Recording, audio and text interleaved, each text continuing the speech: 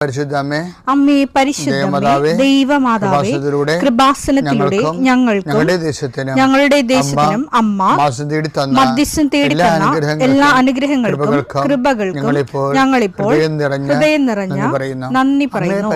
അമ്മേ പരിശുദ്ധമേ, ദൈവമാതാവേ, 2004 ഡിസംബർ 7 ഉച്ചകഴിഞ്ഞ് 2:30 കൃപാസനത്തിൽ സംഭവിച്ച അമ്മയുടെ പ്രത്യക്ഷപ്പെടലിനെ കുറിച്ച് തിരുസഭയ്ക്ക് സമർപ്പിച്ചിരിക്കുന്ന പഠനരേഖകളുടെ മേൽ സഭാത്മകമായ പഠനം ആരംഭിക്കുവാൻ ഞങ്ങൾ പ്രാർത്ഥിക്കുന്നു.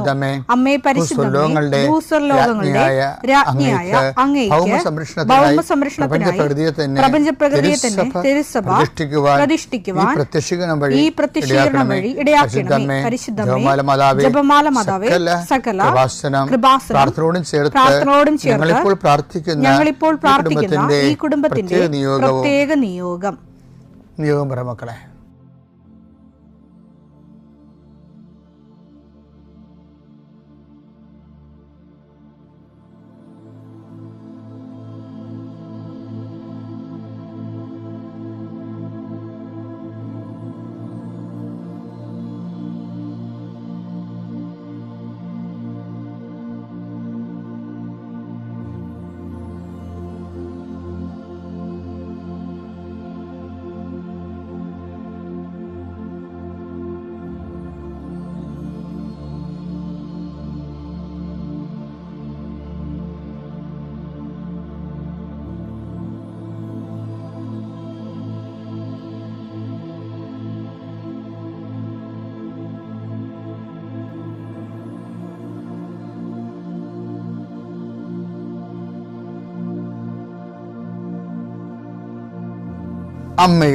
അമ്മയുടെ പ്രത്യക്ഷീകരണത്തിന്റെ ഈ അനുഗ്രഹവേളയിൽ ഞങ്ങൾക്ക് സാധിച്ചു തരുവാൻ കനിയണമേ.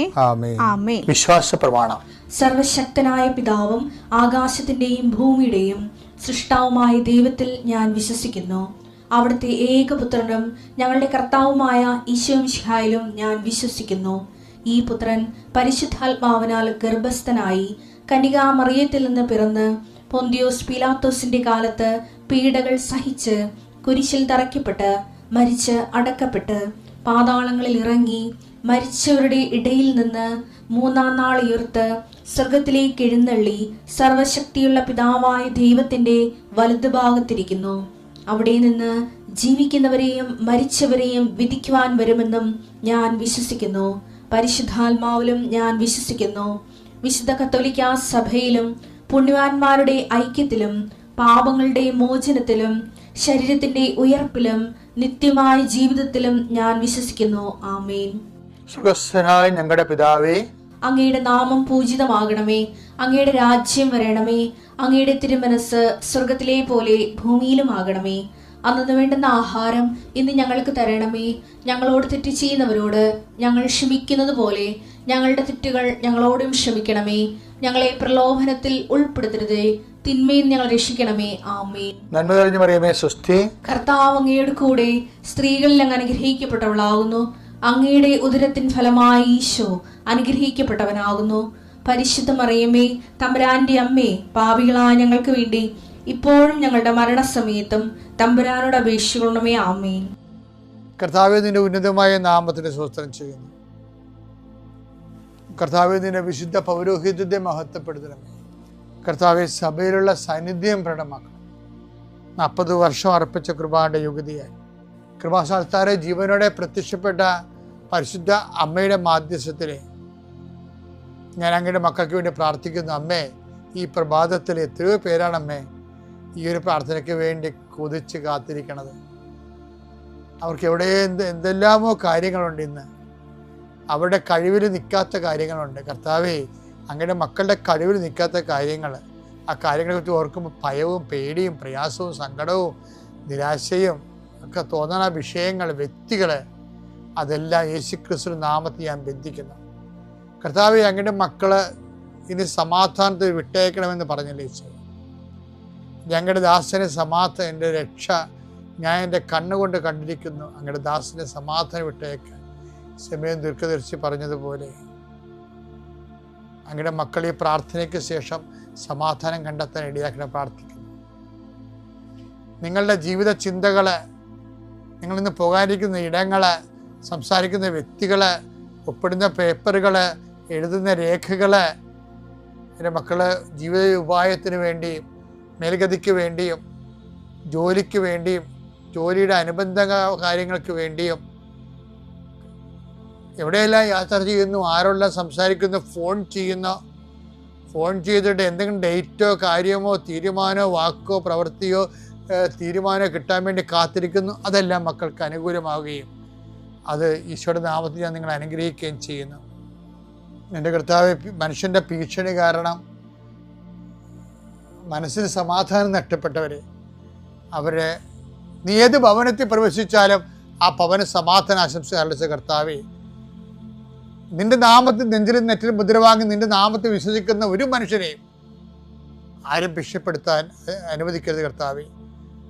അവരെല്ലാം ശത്രുക്കളെ കാണുകയെ വിരുന്നൊരുക്കുന്ന ദൈവത്തിൻ്റെ ശക്തിവിശേഷം നിനക്കായി വിരുന്നൊരുക്കട്ടെ. നിൻ്റെ എല്ലാ ശത്രുക്കളുടെയും മുന്നിൽ നിത്യം പിതാവും പുത്രനും പരിശുദ്ധാത്മാവ് സർവീശ്വര എന്നേക്കും ആമേൻ. എൻ്റെ പ്രിയപ്പെട്ടവരെ, ഞാൻ ഈ ദിവസങ്ങളിൽ ആൾത്താരയിൽ ആൾക്കാരെ പ്രാർത്ഥിക്കുമ്പോൾ ഒരാളെ ഞാൻ കണ്ടുമുട്ടി. അങ്ങയുടെ കയ്യിൽ, പാവപ്പെട്ടവനായിട്ടാ, അങ്ങയുടെ കയ്യിൽ കുറേ ആധാരങ്ങൾ ഇരിപ്പുണ്ട്, എല്ലാം ജപ്തിയായിരിക്കുകയാണ്. അപ്പോൾ അയാൾക്ക് എന്തോ എന്നോട് പറയണമെന്ന് തോന്നി. അപ്പം ഞാൻ അയാളുടെ മുഖത്ത് നോക്കുന്നുണ്ട്, ഇയാൾക്ക് എന്തോ സംസാരിക്കാണ്ടൊക്കെ മനസ്സിലായിരുന്നു. അപ്പോൾ അയാൾ പക്ഷേ സംസാരിച്ച് കേട്ടപ്പോൾ ഞാൻ അത്ര എനിക്ക് ഒരു ഹാപ്പി അല്ലായിരുന്നു. പുള്ളി പറഞ്ഞ ഇതാണ്, എന്നോട് ചോദിച്ചത്, അച്ഛാ എനിക്ക് എന്തെങ്കിലും കുറവുണ്ടോ എന്ന് ചോദിച്ചു. അപ്പോൾ പരിശുദ്ധാത്മാവ് എൻ്റെ മനസ്സിൽ ഇൻക്ലിനേഷൻ, ഈ മനുഷ്യനെ അച്ഛന്മാരൊക്കെ കാണുമ്പോൾ ചോദിക്കേണ്ട ഒരു ചോദ്യമാണ്. അതിന് ഞാൻ റെസ്പോണ്ട് ചെയ്തില്ല. ആ ചോദ്യം ഒരു ചോദിക്കാൻ വേണ്ടി എന്തോ ചോദിച്ച പോലെ തോന്നിയ കാരണം റെസ്പോണ്ട് ചെയ്തില്ല. പക്ഷെ അതിനുശേഷം ഞാൻ ആൾക്കാരൊക്കെ പ്രാർത്ഥിച്ചതിന് ശേഷം ഈ അടുത്ത് തിരിച്ചു വന്നപ്പോൾ ഞാൻ പറഞ്ഞ്, നമ്മൾക്ക് എന്തെങ്കിലും കുറവുണ്ടെങ്കിൽ അതെല്ലാം ആ കുറവ് ഉൾപ്പെടെ ഇങ്ങനെ ഓരോ കുറവുകളും എടുത്ത് ഇപ്പം നമ്മൾ ഹിറ്റൊന്നും സാരമില്ലേ, ഹിറ്റ് അത് ഈ പാറ്റയിലേക്ക് അടിക്കണ സാരമില്ലേ, അപ്പം ഇങ്ങനെ ഈ കൊമ്പും കോലൊക്കെ വെച്ചിട്ടിരിക്കണേ. അപ്പോൾ നമ്മൾ അത് അടിക്കുമ്പോൾ പാറ്റയും ചാകും, അതിൻ്റെ അടി പല്ലി ഉണ്ടെങ്കിൽ പല്ലിയും ചാകും, വേറെ എന്തെങ്കിലും ജീവികളൊക്കെ ഉണ്ടെങ്കിൽ അതൊക്കെ ചത്തു പോകും. അപ്പോൾ പല്ലിക്ക് ഒരു ഹിറ്റ് പോലെ ഒരു സ്പ്രേ, പാറ്റയ്ക്ക് വേറെ സ്പ്രേ, പഴുതാരയ്ക്ക് വേറെ സ്പ്രേ, അങ്ങനെയൊന്നുമില്ല. ഉടമ്പടി എന്ന് പറഞ്ഞാൽ എല്ലാ സാധനത്തിനെയും ഞാൻ പറഞ്ഞു, നിങ്ങൾ വൃത്തിമേനായിട്ട് ഉടമ്പടി ഒന്ന് ചെയ്യും. അപ്പോൾ എന്തിനും കുറവുണ്ടെങ്കിൽ ഓട്ടോമാറ്റിക്കായിട്ട് അത് പരിഹരിക്കും. അല്ല ഓരോ സാധനത്തിനും ഓരോ കുറവിന് ഓരോ സൊല്യൂഷൻ പറഞ്ഞിട്ട് കാര്യമില്ല. അങ്ങനെയൊക്കെ പറയുന്നവരുണ്ടായിരുന്നു. ആ കാലം കഴിഞ്ഞു. നമ്മൾ ദൈവതിരുസന്നിധിയിൽ എന്താ നമ്മൾ ചെയ്യണത്? കർത്താവുമായിട്ട് ഒരു എഗ്രിമെൻ്റ് ചെയ്യാൻ, അല്ലേ? അപ്പം തന്നെ നമ്മൾ ദൈവമായിട്ടാണ് ചെയ്യണത്. അത് അതർ പേഴ്സൺ ആരാണ്? ദൈവമാണ്. ഇപ്പോൾ ദൈവമായിട്ട് ഒരു എഗ്രിമെൻ്റാണ് ചെയ്യണത്. അല്ല നമ്മളിങ്ങനെ ദൈവത്തോട് തിരുസന്നിധിയിൽ കുദാശകൾ ഒന്നും എഗ്രിമെൻ്റ് അല്ല. അത് നമ്മുടെ വ്രതം നമ്മൾ എടുക്കണതാണ്. ഇപ്പോൾ അനുസരണം എന്ന വ്രതം അത് നമ്മൾ എടുക്കണത്. അത് നമ്മൾ ഏകപക്ഷീയമായിട്ട് ആ വ്രതം എടുക്കുകയാണ്. നമ്മൾ വി ടേക്ക് ദാറ്റ് വൗസ്. ഉടമ്പടി എന്ന് പറഞ്ഞൊരു വൗസ് എടുക്കലല്ല ശരിക്കും പറഞ്ഞാൽ. ആൾക്കാർ അങ്ങനെ ധരിച്ചിട്ടുണ്ട്. അതായത് ചില അച്ഛന്മാരോടൊക്കെ നമ്മൾ പറയും, അച്ഛനെ ജോസഫിനെ കാണാൻ വേണ്ടി വന്നാണെന്ന് പറഞ്ഞു. അപ്പം ഞാൻ അച്ഛന്മാരാണെങ്കിൽ ഞാൻ ചോദിക്കും, നിങ്ങൾ ഉടമ്പടിയിലാണോ എന്ന് ചോദിക്കുമ്പോൾ ഇല്ല, ഉടമ്പടിയൊന്നുമല്ല. അപ്പോൾ നമ്മളൊക്കെ ഉടമ്പടിയിലല്ല അച്ഛാ എന്നോട് ഇങ്ങോട്ട് ചോദിക്കും. ഞാൻ പറഞ്ഞു, അത് നമ്മൾ അങ്ങോട്ട് എടുത്തതല്ലേ ഉടമ്പടി. അതിന് വൗസെന്നാണ് പറയണത്, വ്രതം, അനുസരണ എന്ന വ്രതം. ഈ ബൈബിളിലെ ഉടമ്പടി എന്ന് പറയുന്നത്, കൃപാസനം നടക്കുന്നത് മരിയൻ ഉടമ്പടിയാണ്. എന്ന് വെച്ചാൽ അത് ബൈലാറ്ററാണ്. വെച്ചാൽ അതായത് അതിൻ്റെ മുഴുവൻ അടിസ്ഥാനങ്ങൾ എവിടെ ഉള്ളത്? അതിലെ പുറപ്പാടിൻ്റെ പുസ്തകത്തിൽ ഉടമ്പടി ജനത, ഉടമ്പടി ഫലകം നൽകിയതിന് ശേഷമാണ്. ഉടമ്പടി ഫലകം നൽകിയതിന് ശേഷമാണ് ഉടമ്പടി ജീവിതം വരണത്. ആ ഉടമ്പടി ജീവിതത്തിൻ്റെ ഏറ്റവും ഉത്തമമായ അതിൻ്റെ ഫോർമേഷനിലെ കൾമിനേഷനിലാണ് ക്രൈസ്റ്റ് എന്ന് പറയുന്നത്. അപ്പം നമ്മൾ അവൻ പറയണത് പോലെ ചെയ്യണം. അപ്പം അവൻ പറയണ പോലെ ചെയ്യുമ്പോൾ അത് നമ്മൾ അങ്ങോട്ട് ചെയ്യുന്നതാണ്. പക്ഷേ അതിന് ദൈവം ഇങ്ങോട്ട് തരുന്ന വാഗ്ദാനങ്ങളുണ്ട്. അപ്പം ഇത് ബൈലാറ്ററലാണ്, ഉഭയകക്ഷിയാണ്. ദൈവം ഒരു കക്ഷിയാണ് അതിൻ്റെ അകത്ത്. അപ്പം തന്നെ അത് മനസ്സിലാക്കുമ്പോൾ തന്നെ നമ്മളെന്ത് ചെയ്യും? അയ്യോ, ദൈവമായിട്ടാണല്ലോ നമ്മൾ ഒരു എഗ്രിമെൻറ്റിൽ വരാൻ പോണത്.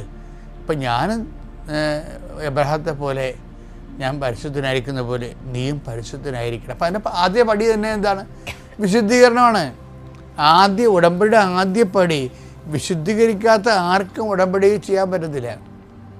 അപ്പോൾ അതുകൊണ്ട് തന്നെ ഓട്ടോമാറ്റിക്കായിട്ട് ആ വ്യക്തി ഉടമ്പടിയെക്കുറിച്ച് ബോധമുള്ള ആളാണെങ്കിൽ ആ വ്യക്തി സ്വയമായിട്ട് അപ്പം തന്നെ ആരും പറയാതെ, ഞങ്ങളാരും ഉപദേശിക്കാതെ നിർദ്ദേശിക്കാതെയും ആ വ്യക്തി സത്യസന്ധമായിട്ട് തന്നെ സുവിശേഷ വിഹിതമായിട്ട് ദൈവതിരുസന്നിധിയിൽ ഒരു കോമ്പറ്റൻ്റ് പാർട്ട്ണറാകും.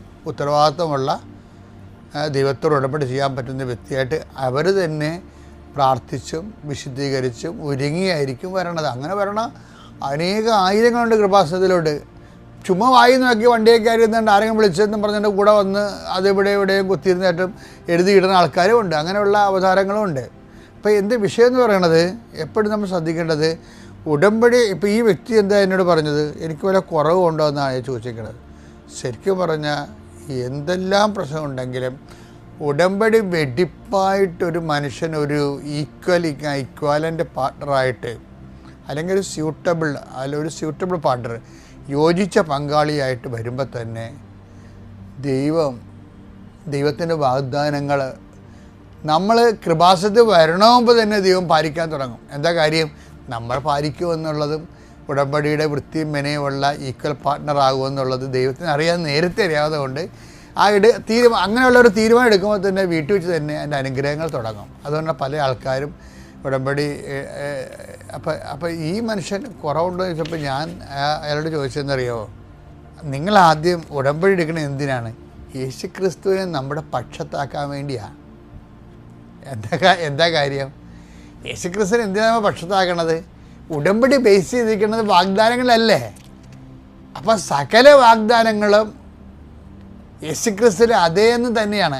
2 കൊരിന്ത്യർ 1:20 ദൈവത്തിന്റെ സകല വാഗ്ദാനങ്ങളും ദൈവത്തിന്റെ സകല വാഗ്ദാനങ്ങളും ക്രിസ്തുവിൽ അതേന്ന് തന്നെയാണ്. അതുകൊണ്ട് തന്നെയാണ് ദൈവമഹത്വത്തിന് അവൻ വഴി ഞങ്ങൾ ആമേൻ പറയുന്നു, ഞങ്ങൾ യേശു പറയുന്നത്.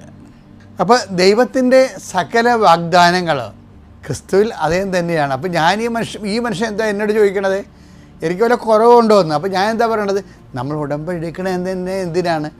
അതിൻ്റെ ഫസ്റ്റ് ബേസിൽ തന്നെ കുറവെല്ലാം മാറും. എന്താ കാര്യം? നമ്മൾ ദൈവത്തോട് ഉടമ്പടി ചെയ്യാൻ പറ്റുന്ന ഒരു ഈക്വൽ പാർട്ട്ണറായിട്ടും ഇക്വലൻ്റ് അതിന് തക്ക ഒരു പങ്കാളിയായിട്ടും നമ്മളെ തന്നെ വിശദീകരിക്കുമല്ലോ. അപ്പോൾ ഉടമ്പടിയുടെ ഉദ്ദേശം എന്താണ്? ക്രിസ്തുവിനെ പക്ഷത്താക്കുക എന്നുള്ളതാണ്. എങ്ങനെ ക്രിസ്തുവിനെ പക്ഷത്താക്കാൻ കാരണം എന്താണ്? ഈ ഉടമ്പടി ബേസ് ചെയ്തിരിക്കുന്ന മുഴുവൻ ദൈവത്തിൻ്റെ വാഗ്ദാനങ്ങളിലാണ്. അപ്പം സകല വാഗ്ദാനങ്ങളും യേശുക്രിസ്തുവിൽ അദ്ദേഹം തന്നെയാണ്. അപ്പോൾ യേശുക്രിസ്തുവിനെ കിട്ടിയാൽ നമുക്ക് സകല വാഗ്ദാനങ്ങളും അതിൻ്റെ അകത്ത് ഇൻക്ലൂഡഡ് ആണ്. അത് എല്ലാം ഓരോ കാര്യത്തിന് വേണ്ടി നമ്മൾ പറയേണ്ട കാര്യമില്ല. ഇപ്പോൾ 6 കാര്യങ്ങൾ ഉടമ്പടി പറയണമെങ്കിലും ഒരു 60,000 കാര്യങ്ങളും യേശുക്രിസ്തു. അതാണ് ഇനി നമുക്കെതിരെ വരാൻ പോകുന്ന ശത്രുത പോലും, അല്ലെങ്കിൽ പലതരം പൈശാചിക പീഡകൾ പോലും, എന്താണ് മനുഷ്യൻ പേടിക്കണ എല്ലാ കാര്യങ്ങളും അതല്ലേ ബൈബിൾ ചോദിക്കണത്. ഈ യേശുക്രിസ്തു നമ്മുടെ പക്ഷത്താണെങ്കിൽ റോമർ 8:31 ഇതിനെക്കുറിച്ച് നാം എന്താണ് പറയേണ്ടത്? ദൈവം നമ്മുടെ പക്ഷത്തെങ്കിൽ ആര് നമുക്ക് എതിര് നിൽക്കും? അപ്പം നമുക്ക് അവരെതിരാണ്, ഇവരെതിരാണ്, സാത്താൻ്റെ പ്രവർത്തനമാണ്, കുടുംബത്തിൽ സമാധാനം ഇല്ല എന്നൊന്നും അല്ല പ്രശ്നം. മറിച്ച് നമ്മൾ ഉടമ്പടിയിലേക്ക് വരുമ്പോൾ നമ്മൾ തന്നെ നമ്മളെ സ്വയം വിശുദ്ധീകരിച്ചുകൊണ്ട് കർത്താവുമായിട്ട് ഉടമ്പടി ചെയ്യാൻ വേണ്ടിയുള്ള യോഗ്യത നേടിക്കഴിഞ്ഞാൽ യേശുക്രിസ്തു നമ്മുടെ പക്ഷത്താകും.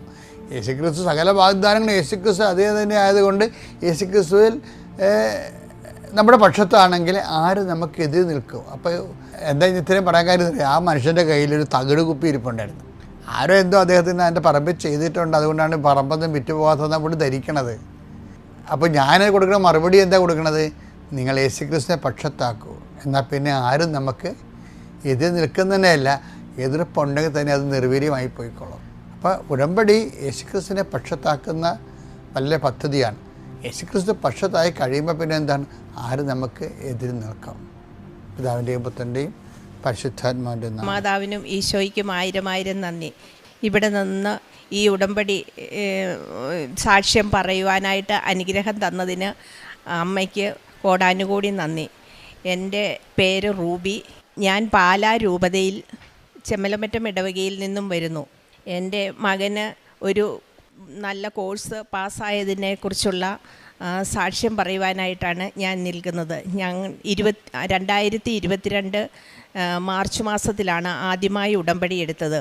ഉടമ്പടി എടുത്തിട്ട് മോൻ ACCA എന്ന് പറയുന്ന ഒരു കോഴ്സ് പഠിച്ചുകൊണ്ടിരിക്കുമായിരുന്നു. അവൻ 12 പേപ്പറോളം പാസ്സായി. ഈ കോഴ്സ് മൊത്തം 13 പേപ്പറാണുള്ളത്. 13 പേപ്പറിൽ ഒരു പേപ്പർ അവൻ പലതവണ പിന്നീട് എഴുതി, പക്ഷേ പാസ്സാകാനായിട്ട് പറ്റുന്നില്ലായിരുന്നു. അവൻ 7 തവണ ആ പേപ്പർ തന്നെ എഴുതി. അത് 2 തവണയൊന്ന് ഓപ്ഷൻ പേപ്പർ മാറി എഴുതി നോക്കി, എന്നിട്ടും കിട്ടുന്നില്ലായിരുന്നു. അത് 50 മാർക്ക് വേണം പാസ് മാർക്ക്. 48 മാർക്ക് വരെയൊക്കെയാണ് കിട്ടുന്നത്. ഓരോ തവണയും എഴുതി ഏതായാലും നിരാശപ്പെടാതെ വീണ്ടും എഴുതിക്കൊണ്ടിരുന്നു. ഞാൻ ഉപ്പും ഉടമ്പടി തൈലവും അവൻ്റെ നെറ്റിയിൽ തേച്ച് ഹോൾ ടിക്കറ്റിലൊക്കെ തേച്ച് ഉപ്പ് കൊടുത്തു വിടും.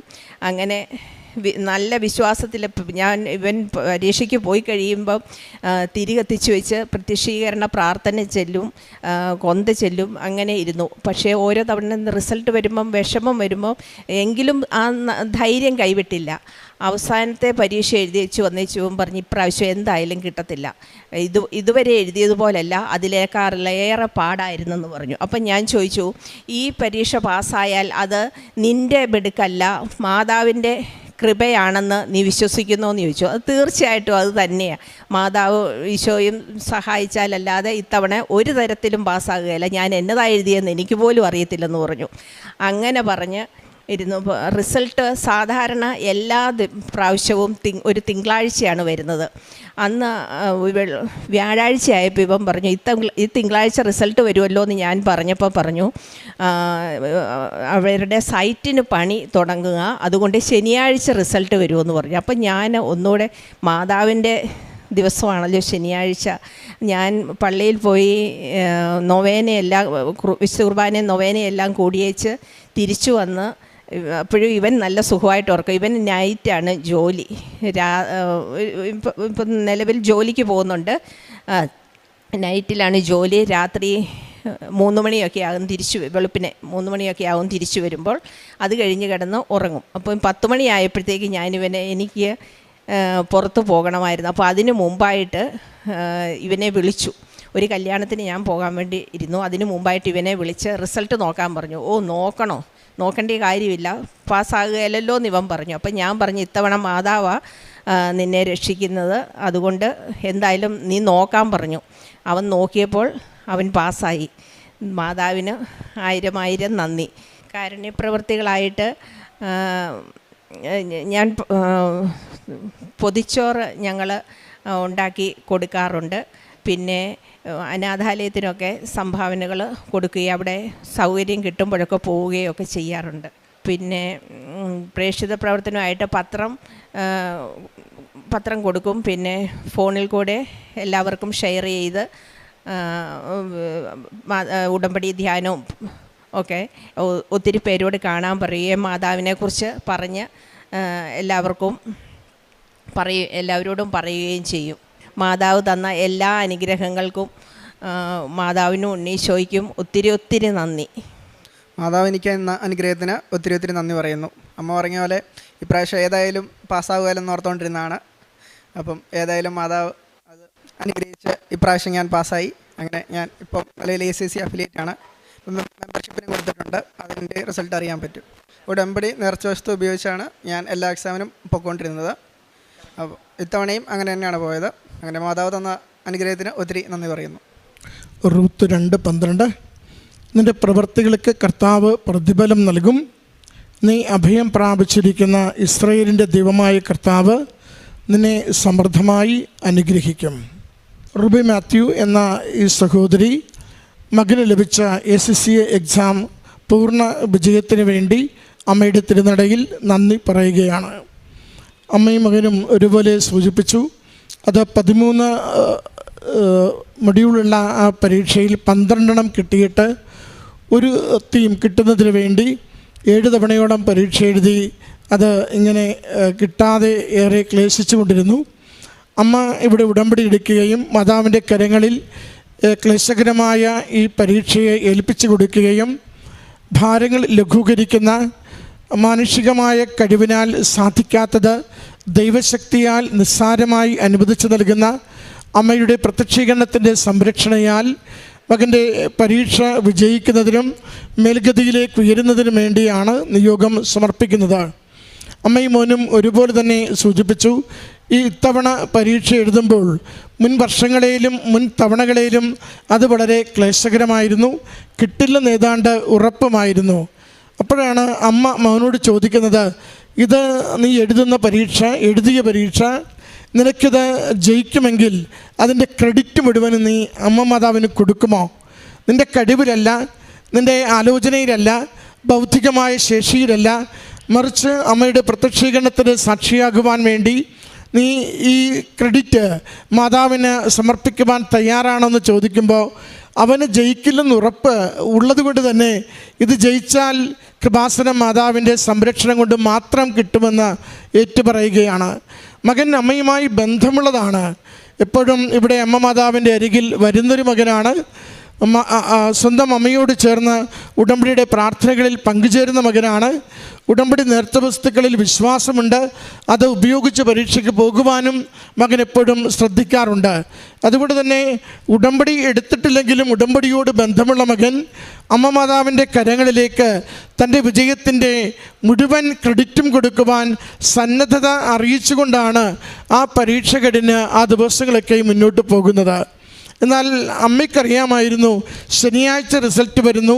അമ്മയുടെ കരങ്ങളിൽ ഉടമ്പടി വിശുദ്ധിയിലും വിശ്വസ്തതയിലും ജീവിച്ചുകൊണ്ട് ഈ നിയോഗം ഏൽപ്പിച്ചിരിക്കുന്നതിനാൽ അമ്മ മാനുഷികമായി അവന് കുറവുകളുണ്ടെങ്കിലും മാനുഷികമായി അവൻ ജയിക്കുവാൻ പരിമിതികളുണ്ടെങ്കിലും ദൈവശക്തിയാൽ അവനെ പ്രത്യക്ഷീകരണത്തിന് സാക്ഷിയാകുന്നതിന് കുടുംബത്തിനൊരു അനുഗ്രഹമാകുന്നതിന് ഈ പരീക്ഷ വിജയിപ്പിച്ച് നൽകുമെന്ന് ആ വിജയത്തിൻ്റെ സന്തോഷവും സാക്ഷ്യവുമാണ് ഈ കുടുംബം ഈ അൾത്താരയിൽ നമ്മോട് പങ്കുവെച്ചത്. ഈ കുടുംബത്തിന് ലഭിച്ച ഈ വിജയത്തിന് അമ്മ മാതാവിനും തിരുക്കുമാരനും നന്ദി പറഞ്ഞുകൊണ്ട് കരങ്ങളടിച്ച് അമ്മ മാതാവിനും ഈശോയ്ക്കും ഒത്തിരി നന്ദി. ഞാൻ ഓൺലൈനായിട്ട് ഉടമ്പടി ആദ്യമായിട്ട് എടുക്കുന്നത്. എൻ്റെ പേര് ലീസു മാത്യു. ഞാൻ വരുന്നത് പാലക്കാട് നിന്നാണ്. ഞാൻ ആദ്യമായിട്ട് ഉടമ്പടി എടുക്കുന്നത് ഓൺലൈനായിട്ടാണ്. ഞാൻ ഹൈദരാബാദ് വർക്ക് ചെയ്യായിരുന്നു. അവിടെ വെച്ച് 27 ഒക്ടോബർ 2025 അന്നാണ് ഞാൻ ഉടമ്പടി എടുക്കുന്നത്. എനിക്കൊരു 6-7 മാസമായിട്ട് എനിക്ക് ജോലിയിൽ ഞാൻ അപ്ലൈ ചെയ്തുകൊണ്ടിരിക്കുക. ഞാൻ US ഡിസ്നി കമ്പനിയിലോട്ട് അപ്ലൈ ചെയ്തുകൊണ്ടിരിക്കുന്നത്. എനിക്കൊരു റിപ്ലൈ ഇല്ല.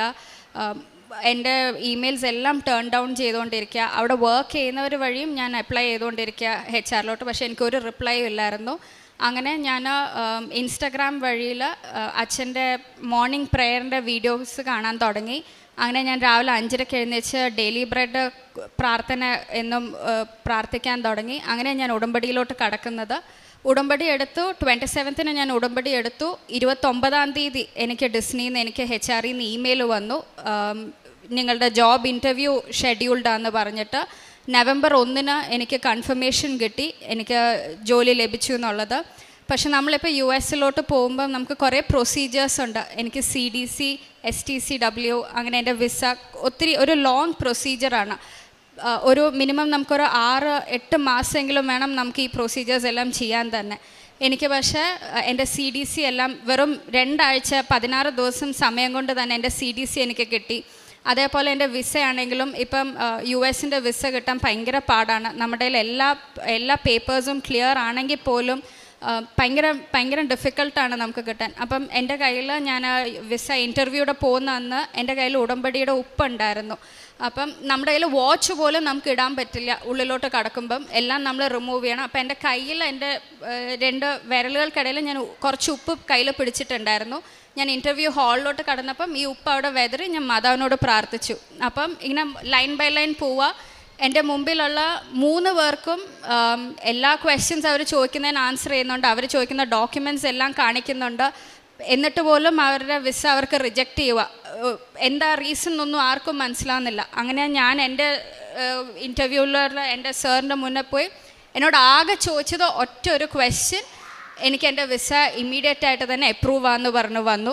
അങ്ങനെ വിസ വന്നതിന് ശേഷം എൻ്റെ എല്ലാ ഫോർമാലിറ്റീസ് തീർന്നു. ഒരു 2 ആഴ്ച സമയം കൊണ്ടാണ് എനിക്കിനി ട്രാവൽ ചെയ്യുക, എനിക്ക് കമ്പനി ടിക്കറ്റ് അയച്ചു തരാം. അപ്പോൾ ഞാൻ വെയിറ്റ് ചെയ്യുക കമ്പനിയുടെ റിപ്ലൈ വരാൻ വേണ്ടിയിട്ട്. 2 ആഴ്ച കഴിഞ്ഞു, 3 ആഴ്ച കഴിഞ്ഞു, പക്ഷേ എനിക്ക് കമ്പനിയിൽ നിന്ന് റിപ്ലൈ വരുന്നില്ല. ഞാൻ അവർക്കും ഇമെയിൽ അയച്ചു, അവരിൽ നിന്ന് ഒരു റെസ്പോൺസ് ഇല്ല. ആ സമയത്താണ് ഞാനപ്പം ഈ വെയിറ്റിംഗ് പീരീഡിൽ ഞാൻ ഇരിക്കുമ്പോഴാണ് പെട്ടെന്നായിട്ട് വോർ വരുന്നതും കുറേ പേര് ട്രാവൽ ചെയ്തവരെല്ലാം ദുബായിലൊക്കെ ആയിട്ട് ഭയങ്കരമായിട്ട് സ്റ്റക്കാവുകയും ഭയങ്കരമായിട്ട് ബുദ്ധിമുട്ടാവുകയും ചെയ്തത്. അപ്പോൾ എനിക്ക് മനസ്സിലായി ചില കാര്യങ്ങൾ ഒരു ഡിലേ വരുന്നതും മാതാവിൻ്റെ ഒരു പ്രൊട്ടക്ഷനാണെന്നുള്ളത്. അങ്ങനെ എല്ലാം കഴിഞ്ഞു. ഏപ്രിൽ ആയപ്പോഴത്തേന് എനിക്ക് കമ്പനി എനിക്ക് റീച്ച് ഔട്ട് ചെയ്തു. ഞാൻ ഈ 21 ഏപ്രിലിന് ഞാൻ US പോകുവാണ്. അതേപോലെ ഈ ഉടമ്പടി ജീവിതത്തിൽ ഞാൻ ഉടമ്പടിയിൽ വെക്കാത്തതായിട്ടുള്ള കുറേ കാര്യങ്ങളിലാണെങ്കിലും മാതാവ് ഇടപെട്ടിട്ടുണ്ട്. എൻ്റെ മകൻ മാത്യു, അവൻ ഭയങ്കര ഒരു ആവറേജ് സ്റ്റുഡൻറ്റ് മാത്രമാണ്. പക്ഷേ അവൻ ഞങ്ങൾ ഈ പ്രാവശ്യത്തെ പരീക്ഷയ്ക്കൊക്കെ ആണെങ്കിലും അവൻ പഠിക്കുമ്പം അവൻ എന്നും എൻ്റെ കൂടെ പ്രാർത്ഥിക്കാൻ കൂടും. വൈകിട്ടത്തെ സായാഹ്ന ഉടമ്പടി പ്രാർത്ഥനയാണെങ്കിലും രാവിലത്തെ ഡെയിലി ബ്രെഡ് അവൻ പ്രാർത്ഥിച്ചിട്ടാണ് പോകുന്നത്. അവന് വേറെ ഒന്നും അറിയത്തില്ല, അത്ര അവൻ പ്രാർത്ഥിക്കും. അവൻ എന്നും ആ ഉപ്പ് ഒരു നുള്ളു കഴിക്കും. ഇപ്രാവശ്യം എൻ്റെ മകന് എല്ലാ സബ്ജക്ട്സിനും ഫുൾ A+ അവന് പാസ്സായേക്കുന്നത്. അവൻ ഒരിക്കലും ഇത്രയും നാളും കിട്ടാത്ത അത്രയും മാർക്സ് അവന് കിട്ടി. സ്കൂളിൽ പോലും അവർ പറഞ്ഞു എങ്ങനെ മാത്യുവിൽ ഇത്രയും ഡിഫറൻസ് വന്നു എന്ന് അറിയില്ല എന്നുള്ളത്. അതുപോലെ എൻ്റെയും എൻ്റെ മകൻ്റെയും എൻ്റെ കുടുംബത്തിലാണുള്ളത് എല്ലാ കാര്യങ്ങളിലും മാതാവ് കുഞ്ഞു കുഞ്ഞു കാര്യങ്ങൾ പോലും മാതാവ് ഇടപെട്ട് ഞങ്ങളുടെ എല്ലാ കാര്യങ്ങളും ഞങ്ങളെ നേർവഴിക്ക് നടത്തുമായിരുന്നു. പ്രേക്ഷിത പ്രവർത്തനങ്ങൾ ഞാൻ പത്രം വിതരണം ചെയ്യുമായിരുന്നു. എനിക്കറിയാവുന്നവർക്ക് ഞാൻ കൊടുക്കുമായിരുന്നു, കഷ്ടപ്പെടുന്നവർക്ക് അല്ലാണ്ടും ഞാൻ പോയി കൊടുക്കുമായിരുന്നു.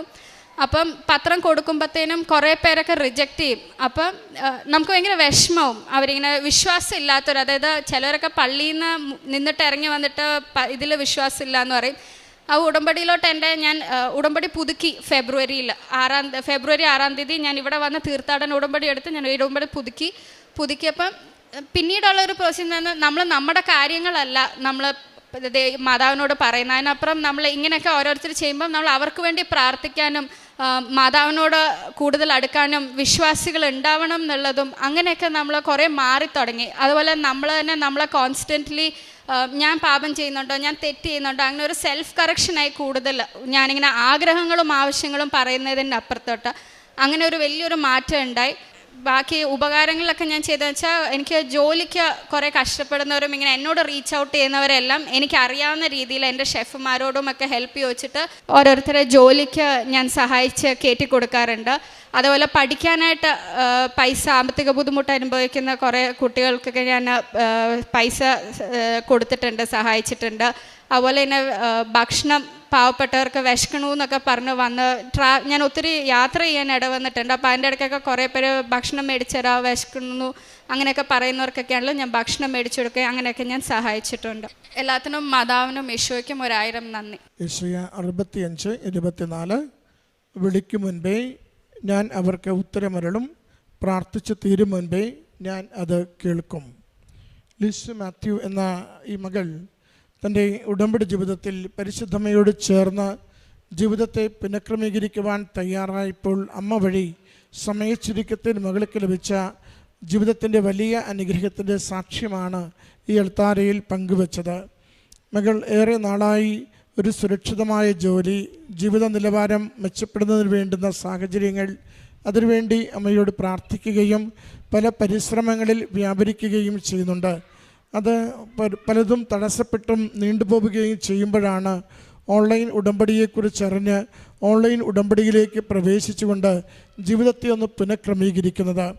മകൾ സാക്ഷ്യത്തിൽ സൂചിപ്പിക്കുന്നത് പോലെ തന്നെ ഓരോ നിമിഷവും ഈശോയ്ക്ക് ഇഷ്ടമുള്ള മകളായി എങ്ങനെ വളരാം, ജീവിതത്തിൻ്റെ ഭൗതികമായ ദോഷകരമായ സാഹചര്യങ്ങളിൽ നിന്ന് എങ്ങനെ തൻ്റെ ജീവിതത്തെ സുരക്ഷിതമാക്കാം, ഈശോയ്ക്ക് ഒരാത്മാവിനെ കൂടുതൽ വിശുദ്ധിയിൽ കൂടുതൽ ദൈവസ്നേഹത്തിൽ എങ്ങനെ കൊടുക്കാം, അത്തരത്തിൽ തൻ്റെ ജീവിതത്തിൻ്റെ പ്രയോറിറ്റീസും തന്നെക്കുറിച്ച് തന്നെയുള്ള കാഴ്ചപ്പാടുകളും മാറ്റി ജീവിതത്തെ ഒന്ന് ക്രമീകരിക്കുമ്പോൾ അമ്മ മാതാവ് വളരെ സമയ ചുരുക്കത്തിൽ വളരെ നല്ലൊരു കാര്യത്തിലേക്ക് മകളുടെ ജീവിതത്തെ എടുത്തുയർത്തുന്നതാണ് ഈ അൾത്താരയിൽ സാക്ഷ്യപ്പെടുത്തിയത്. ഒരു അമേരിക്കൻ കമ്പനിയിൽ ക്രൂസ് ലൈനിൽ മകൾക്ക് ജോലി കിട്ടുന്നതും അതിലേക്കുണ്ടായിരുന്ന ചെറിയ തടസ്സങ്ങൾ പോലും അത് വാർ സംബന്ധമായി ഉണ്ടായതാണെന്ന് മകളെ ബോധ്യപ്പെടുത്തിക്കൊണ്ട് അത് ആ വാറൊന്ന് ശാന്തമാകുന്ന ദിവസങ്ങളിൽ തന്നെ മകൾക്ക് ടിക്കറ്റ് ലഭിച്ചുകൊണ്ട് തിരികെ ജോലിയിലേക്ക് പ്രവേശിക്കുവാൻ പറ്റുന്ന വിധത്തിൽ കാര്യങ്ങൾ ക്രമീകരിച്ചതിനെയാണ് സാക്ഷ്യപ്പെടുത്തുന്നത്. മകളുടെ സാക്ഷ്യത്തിൻ്റെ പ്രത്യേകത ഒരു ആത്മബോധമുള്ള ജീവിതം, ആത്മശുദ്ധിയുള്ള ഒരു ജീവിതം, ദൈവനാമത്തെ മഹത്വപ്പെടുത്തിക്കൊണ്ട് മറ്റുള്ളവർക്ക് നന്മ ചെയ്യുവാനുള്ള കാഴ്ചപ്പാടുകൾ മകൾക്ക് ഉടമ്പടി ജീവിതത്തിലൂടെ കൈവന്നു എന്നതിനെക്കുറിച്ചാണ്. മറ്റുള്ളവർക്ക് സഹായം നൽകുന്നതിന് പോലും തൻ്റെ കൂടെയുള്ളവരോടും തൻ്റെ മേലുദ്യോഗസ്ഥരോടും സംസാരിച്ചും സഹായം തേടിയും അവരെ സഹായിക്കുവാനുള്ള നല്ല മനസ്സ് മകൾക്ക് സൃഷ്ടിക്കപ്പെട്ടു എന്നതിനെക്കുറിച്ചാണ്.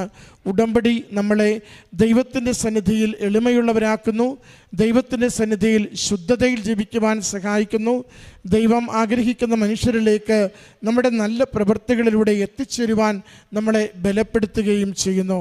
ഉടമ്പടി എപ്പോഴും ആത്മാവ് ദൈവത്തിനെ സമർപ്പിക്കുന്ന ആത്മശുദ്ധിയുടെ ബന്ധത്തെയാണ് നമ്മളിൽ നിന്നും ആഗ്രഹിക്കുന്നത്.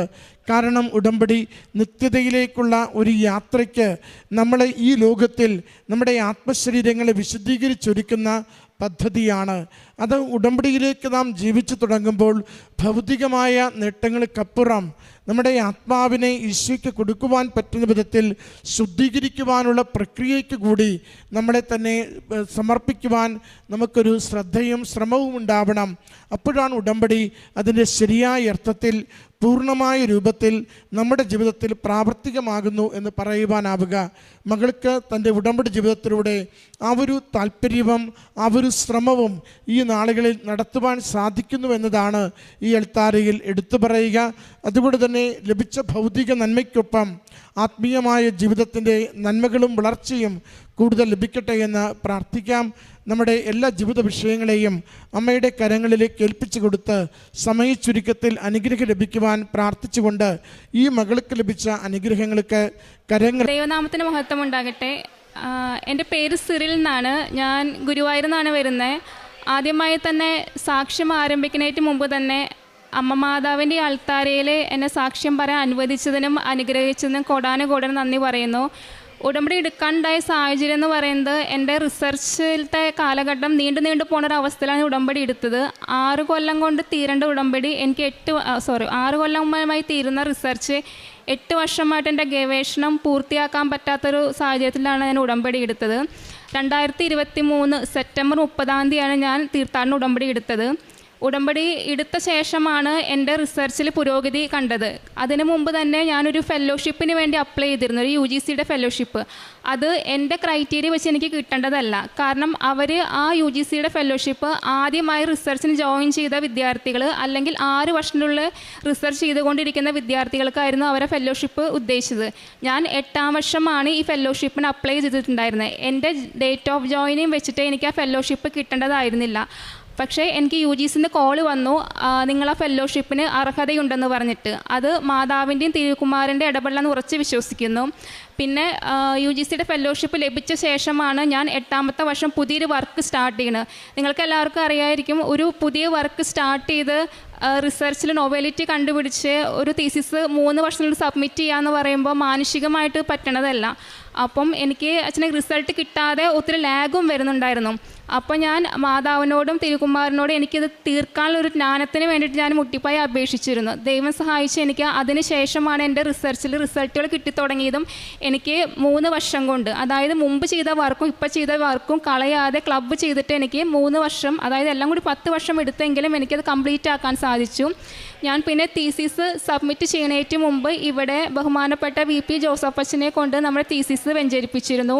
അതുപോലെ സബ്മിറ്റ് ചെയ്യുന്നതിന് മുമ്പ് ഉടമ്പടി തൈലം വെച്ച് ഞാൻ കുരിശടയാളം വരച്ച് വിശ്വാസപ്രമാണം ചെയ്തിട്ടാണ് ഞാൻ തീസിസ് സബ്മിറ്റ് ചെയ്തത്. തന്മൂലം തന്നെ ആ സബ്മിറ്റ് ചെയ്ത തീസിസ് 3 എക്സ്റ്റേണൽസും ഒരു റിവ്യൂ കമൻസും ഒരു കറക്ഷൻസും ഒരു മോഡിഫിക്കേഷനും ഇല്ലാതെയാണ് എൻ്റെ തീസിസ് വന്നത്. അങ്ങനെ ഒരു തീസിസ് ഒരു കറക്ഷനും ഇല്ലാതെ 99% അങ്ങനെ വരാൻ സാധ്യത കുറവാണ്. എൻ്റെ ഡിപ്പാർട്ട്മെൻറ്റിൽ എൻ്റെ തീസിസ് മാത്രമാണ് ഒരു റീസബ്മിഷനോ കറക്ഷനോ മോഡിഫിക്കേഷനോ ഇല്ലാതെ പ്രസൻറ്റേഷൻ മാത്രമായിട്ട് വന്നിട്ടുള്ളത്. അപ്പോൾ ഫെബ്രുവരി 4 ആയിരുന്നു എൻ്റെ വൈവ. അന്ന് ദൈവം സഹായിച്ച് ഞാൻ ഡോക്ടർ സിറിലായി, ഇപ്പോൾ ഈ തിരുസന്നിധിയിൽ വെച്ച് സാക്ഷ്യം പറയുന്നത് ഡോക്ടർ സിറിലായിട്ടാണ് ഞാൻ സാക്ഷ്യം പറയുന്നത്. അതിൽ അമ്മ മാതാവിനും തിരുമുകാരനും കോടാനും നന്ദി പറയുന്നു. രണ്ടാമത് എനിക്ക് കിട്ടിയ ബ്ലെസ്സിങ് എന്ന് പറഞ്ഞാൽ എനിക്ക് കിട്ടിയ ജോലിയാണ്. അതായത് ഞാൻ ഫെബ്രുവരി 9 ഡിഫൻസ് കഴിഞ്ഞ് ഫെബ്രുവരി 9 ജോലിക്ക് ജോയിൻ ചെയ്തത്. അതായത് PhD സർട്ടിഫിക്കറ്റ് കിട്ടുന്നതിന് മുമ്പ് തന്നെ ലിങ്ക്ഡിൻ വഴി അപ്ലൈ ചെയ്ത് ഒരു ജോലി എനിക്ക് കിട്ടി. പക്ഷേ അതെൻ്റെ മെറിറ്റ് കൊണ്ടല്ല. കാരണം നിങ്ങൾക്ക് എല്ലാവർക്കും അറിയണ്ടായിരിക്കും, ലിങ്ക്ഡിൻ വഴി ഒരു ജോലിക്ക് അപ്ലൈ ചെയ്ത് ഷോർട്ട് ലിസ്റ്റ് ആവുക, അതൊരു ഫ്രഷർ എന്ന് പറയുമ്പോൾ അത് മാനസികമായി ചിന്തിക്കാൻ പ്രയാസമാണ്. പക്ഷേ ദൈവത്തിൻ്റെ കൃപയിൽ ഞാൻ ഷോർട്ട് ലിസ്റ്റ് ആവുകയും ചെയ്തു. ഇൻ്റർവ്യൂ സെലക്റ്റായി എനിക്ക് ഫെബ്രുവരി 9 ജോലിക്ക് ജോയിൻ ചെയ്യാൻ സാധിച്ചു. അതും നമ്മുടെ പഠിത്തത്തിൻ്റെ യോഗ്യതയ്ക്ക് അനുസരിച്ചൊരു ജോലിക്ക് തന്നെ കിട്ടി, ദൈവം സഹായിച്ച്. പിന്നെ പ്രേക്ഷിത പ്രവർത്തനം ചെയ്തു വെച്ചിട്ടുണ്ടെങ്കിൽ ഞാൻ പത്രം വിതരണം ചെയ്തിരുന്നു. ഞാൻ ക്യാമ്പസിലും പിന്നെ നമ്മുടെ നാട്ടിലും പത്രവിതരണം ചെയ്തിരുന്നു. പിന്നെ ഞാൻ ചെയ്തിരുന്നത് അവിടെ ഒരു തീരദേശ ഒരു സ്കൂളുണ്ടായിരുന്നു. അവിടുത്തെ കുട്ടികൾക്ക് ഉച്ചഭക്ഷണത്തിനും പിന്നെ ഫീസ് അടയ്ക്കാനും ബുക്ക് വിതരണം ചെയ്യാനും സഹായിച്ചിരുന്നു. അതുപോലെ തന്നെ ഒരു വിശപ്പിൻ്റെ വിളി എന്നൊരു ശുശ്രൂഷ ഉണ്ടായിരുന്നു സെൻറ്റ് മേരീസ് പ്രൈം മിനിസ്ട്രിയുടെ. അവർക്ക് തെരുവിൽ അലയുന്ന ആൾക്കാർക്ക് ഞാൻ ഭക്ഷണ വിതരണത്തിന് വേണ്ടി ദശാംശം സമർപ്പിച്ചിരുന്നു. അമ്മ മാതാവിനും തിരുക്കുമാരനും കോടാനും നന്ദി പറയുന്നു. ഉടമ്പടി എടുത്ത ശേഷം എനിക്ക് വന്ന ആന്തരികമായ മാറ്റം എന്ന് പറയുന്നത് ഒരു ഡിസിപ്ലിൻ പ്രയർ ലൈഫ് എനിക്ക് കിട്ടിയിട്ടുണ്ടായിരുന്നു.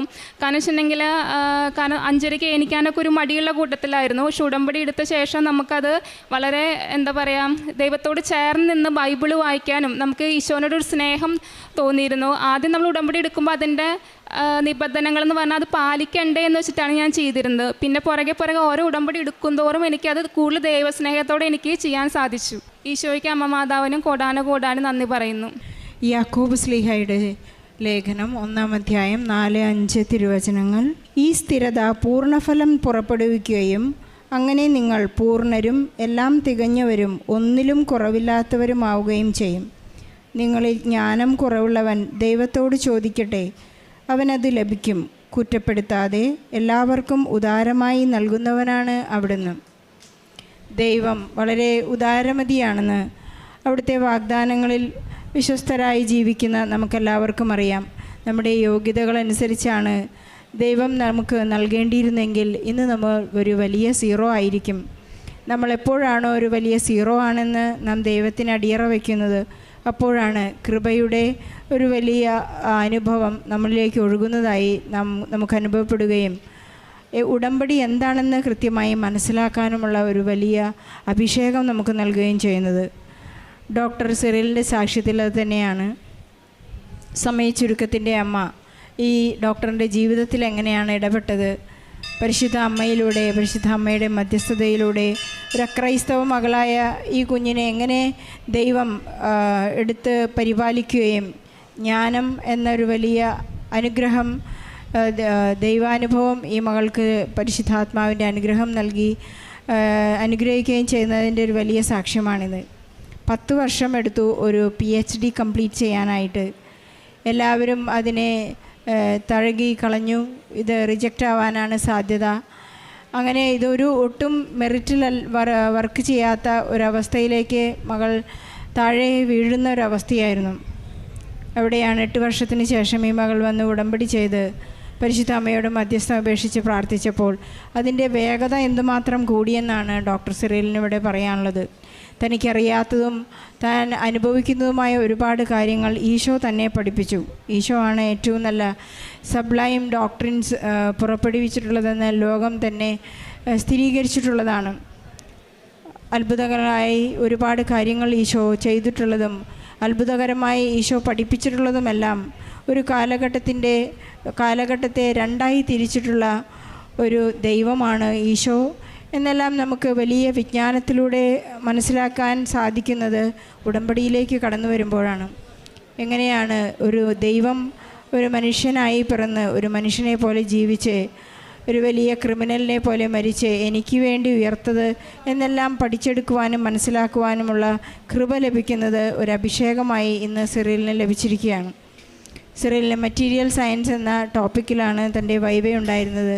പരിശുദ്ധ അമ്മയുടെ പ്രത്യേക സംരക്ഷണവും സുഗന്ധാഭിഷേകവും ഉണ്ടായിരുന്ന സ്ഥിരീകരണ സമയത്ത് അല്ലേ, സുഗന്ധാഭിഷേകം ഉണ്ടായിരുന്നല്ലേ പറഞ്ഞ്, സുഗന്ധാഭിഷേകവും ഈ മകൾക്ക് ഉണ്ടായി എന്ന് പരിശുദ്ധ അമ്മ തന്നെ ഈ മകളെ ഒരു വൈവ എന്നതൊരു വലിയ പ്രോസസ്സാണ്. കുട്ടികളെല്ലാം വളരെ ഈ കാൻഡിഡേറ്റ് വളരെ പേടിക്കുന്ന അല്ലെങ്കിൽ വളരെ അസ്വസ്ഥപ്പെടുന്ന ലാസ്റ്റ് പ്രൊസീജിയറാണ്. അവിടെ പരിശുദ്ധ അമ്മയുടെ മാധ്യസ്ഥം നേർച്ച വസ്തുക്കളെല്ലാം കൈപിടിച്ച് വളരെ ആയുധത്തോടു കൂടിയാണ് ഈ മകൾ അത് പ്രസൻറ്റ് ചെയ്തത്. ഒട്ടും തന്നെ പതറാതെ വളരെ കോൺഫിഡൻസോടുകൂടി ചെയ്യാനായിട്ട് പരിശുദ്ധാത്മാവിനെയും പരിശുദ്ധ അമ്മയുടെയും പിന്തുണ മകൾക്കുണ്ടായി എന്ന് സാക്ഷ്യപ്പെടുത്തുന്നു. അതിനായി മകൾക്കൊരു നല്ല ആസ്തി ഉണ്ടായിരുന്നു. ഈ 8 വർഷം നിരന്തരമായി പരിശ്രമിച്ച് പരാജയത്തിലേക്ക് കൂപ്പുകുത്തുന്നതിന് മുൻപ് പരിശുദ്ധ അമ്മ സഹായിച്ചു തുടങ്ങിയപ്പോൾ ഈ മകൾ ചെയ്തത് വിശപ്പിൻ്റെ വിളി എന്നുള്ള ഒരു പ്രോഗ്രാമിലേക്ക് മകൾ കാലെടുത്ത് വയ്ക്കുകയും വിശക്കുന്നവർക്കെല്ലാം ഭക്ഷണം കൊടുക്കുന്ന ആ ഒരു പ്രോഗ്രാമിലേക്ക് ചെന്ന് ചേരാനും വിശപ്പ് എന്താണെന്ന് മനസ്സിലാക്കുവാനും അവരെ സഹായിക്കുവാനുമുള്ള ഒരു പ്രത്യേക വിശേഷ വിധിയായി നിങ്ങൾ എന്തു ചെയ്തു എന്ന് ഈശോ ചോദിക്കുന്നതിൻ്റെ ഉത്തരമായി ഈ മകൾ ഒരു വലിയ കാര്യം ചെയ്തതായി ഇവിടെ രേഖപ്പെടുത്തുന്നു, ഇവിടെ ഏറ്റുപറയുന്നു. ഈശോ ആരാണെന്ന് പത്രോസിനോട് ഈശോ ചോദിക്കുന്നുണ്ട്. ഞാൻ ആരാണെന്നാണ് ശിഷ്യന്മാരോട് ചോദിച്ചു, നിങ്ങൾ പറയുന്നത്. പത്രോസ് വളരെ പെട്ടെന്ന് തന്നെ ഉത്തരം പറഞ്ഞു, അത് പിതാവായി ദൈവം അവന് വെളിപ്പെടുത്തി കൊടുത്തതാണെന്നും ഈശോ പറയുന്നുണ്ട്. നീ ജീവിക്കുന്ന ദൈവത്തിൻ്റെ പുത്രനായ മിശിഹായാകുന്നു എന്ന് വെളിപ്പെടുത്താനുള്ള ഏറ്റുപറയുവാനുള്ള കൃപയാണ് പത്രോസിന് ലഭിച്ചത്. അങ്ങനെ ഇന്ന് ഈ മകൾക്ക് ഉടമ്പടിയിലേക്ക് വന്നപ്പോൾ വളരെ ഡിസിപ്ലിൻഡായ ഒരു ലൈഫ് കണ്ടിന്യൂ ചെയ്യുവാനും തൻ്റെ മടി അല്ലെങ്കിൽ നിരുത്സാഹം ഇതെല്ലാം മാറ്റി ഈശോയെ പ്രഖ്യാപിക്കുവാനുള്ള ഒരു വലിയ അനുഗ്രഹം, കൃപ, അഭിഷേകം ഈ ക്രൈസ്തവ മകൾക്ക് ഈശോ നൽകിയിരിക്കുന്നു. നമുക്ക് ആഗ്രഹിക്കാത്തതും നാം ചിന്തിക്കാത്തതുമായ നമുക്ക് മെറിറ്റില്ലാത്ത കാര്യങ്ങളിലെല്ലാം ഈശോ ഇടപെടുന്നതിന് വലിയ ഈശോയ്ക്കും പരിശുദ്ധ അമ്മയ്ക്കും നല്ല ഒരു പേര് സോജി.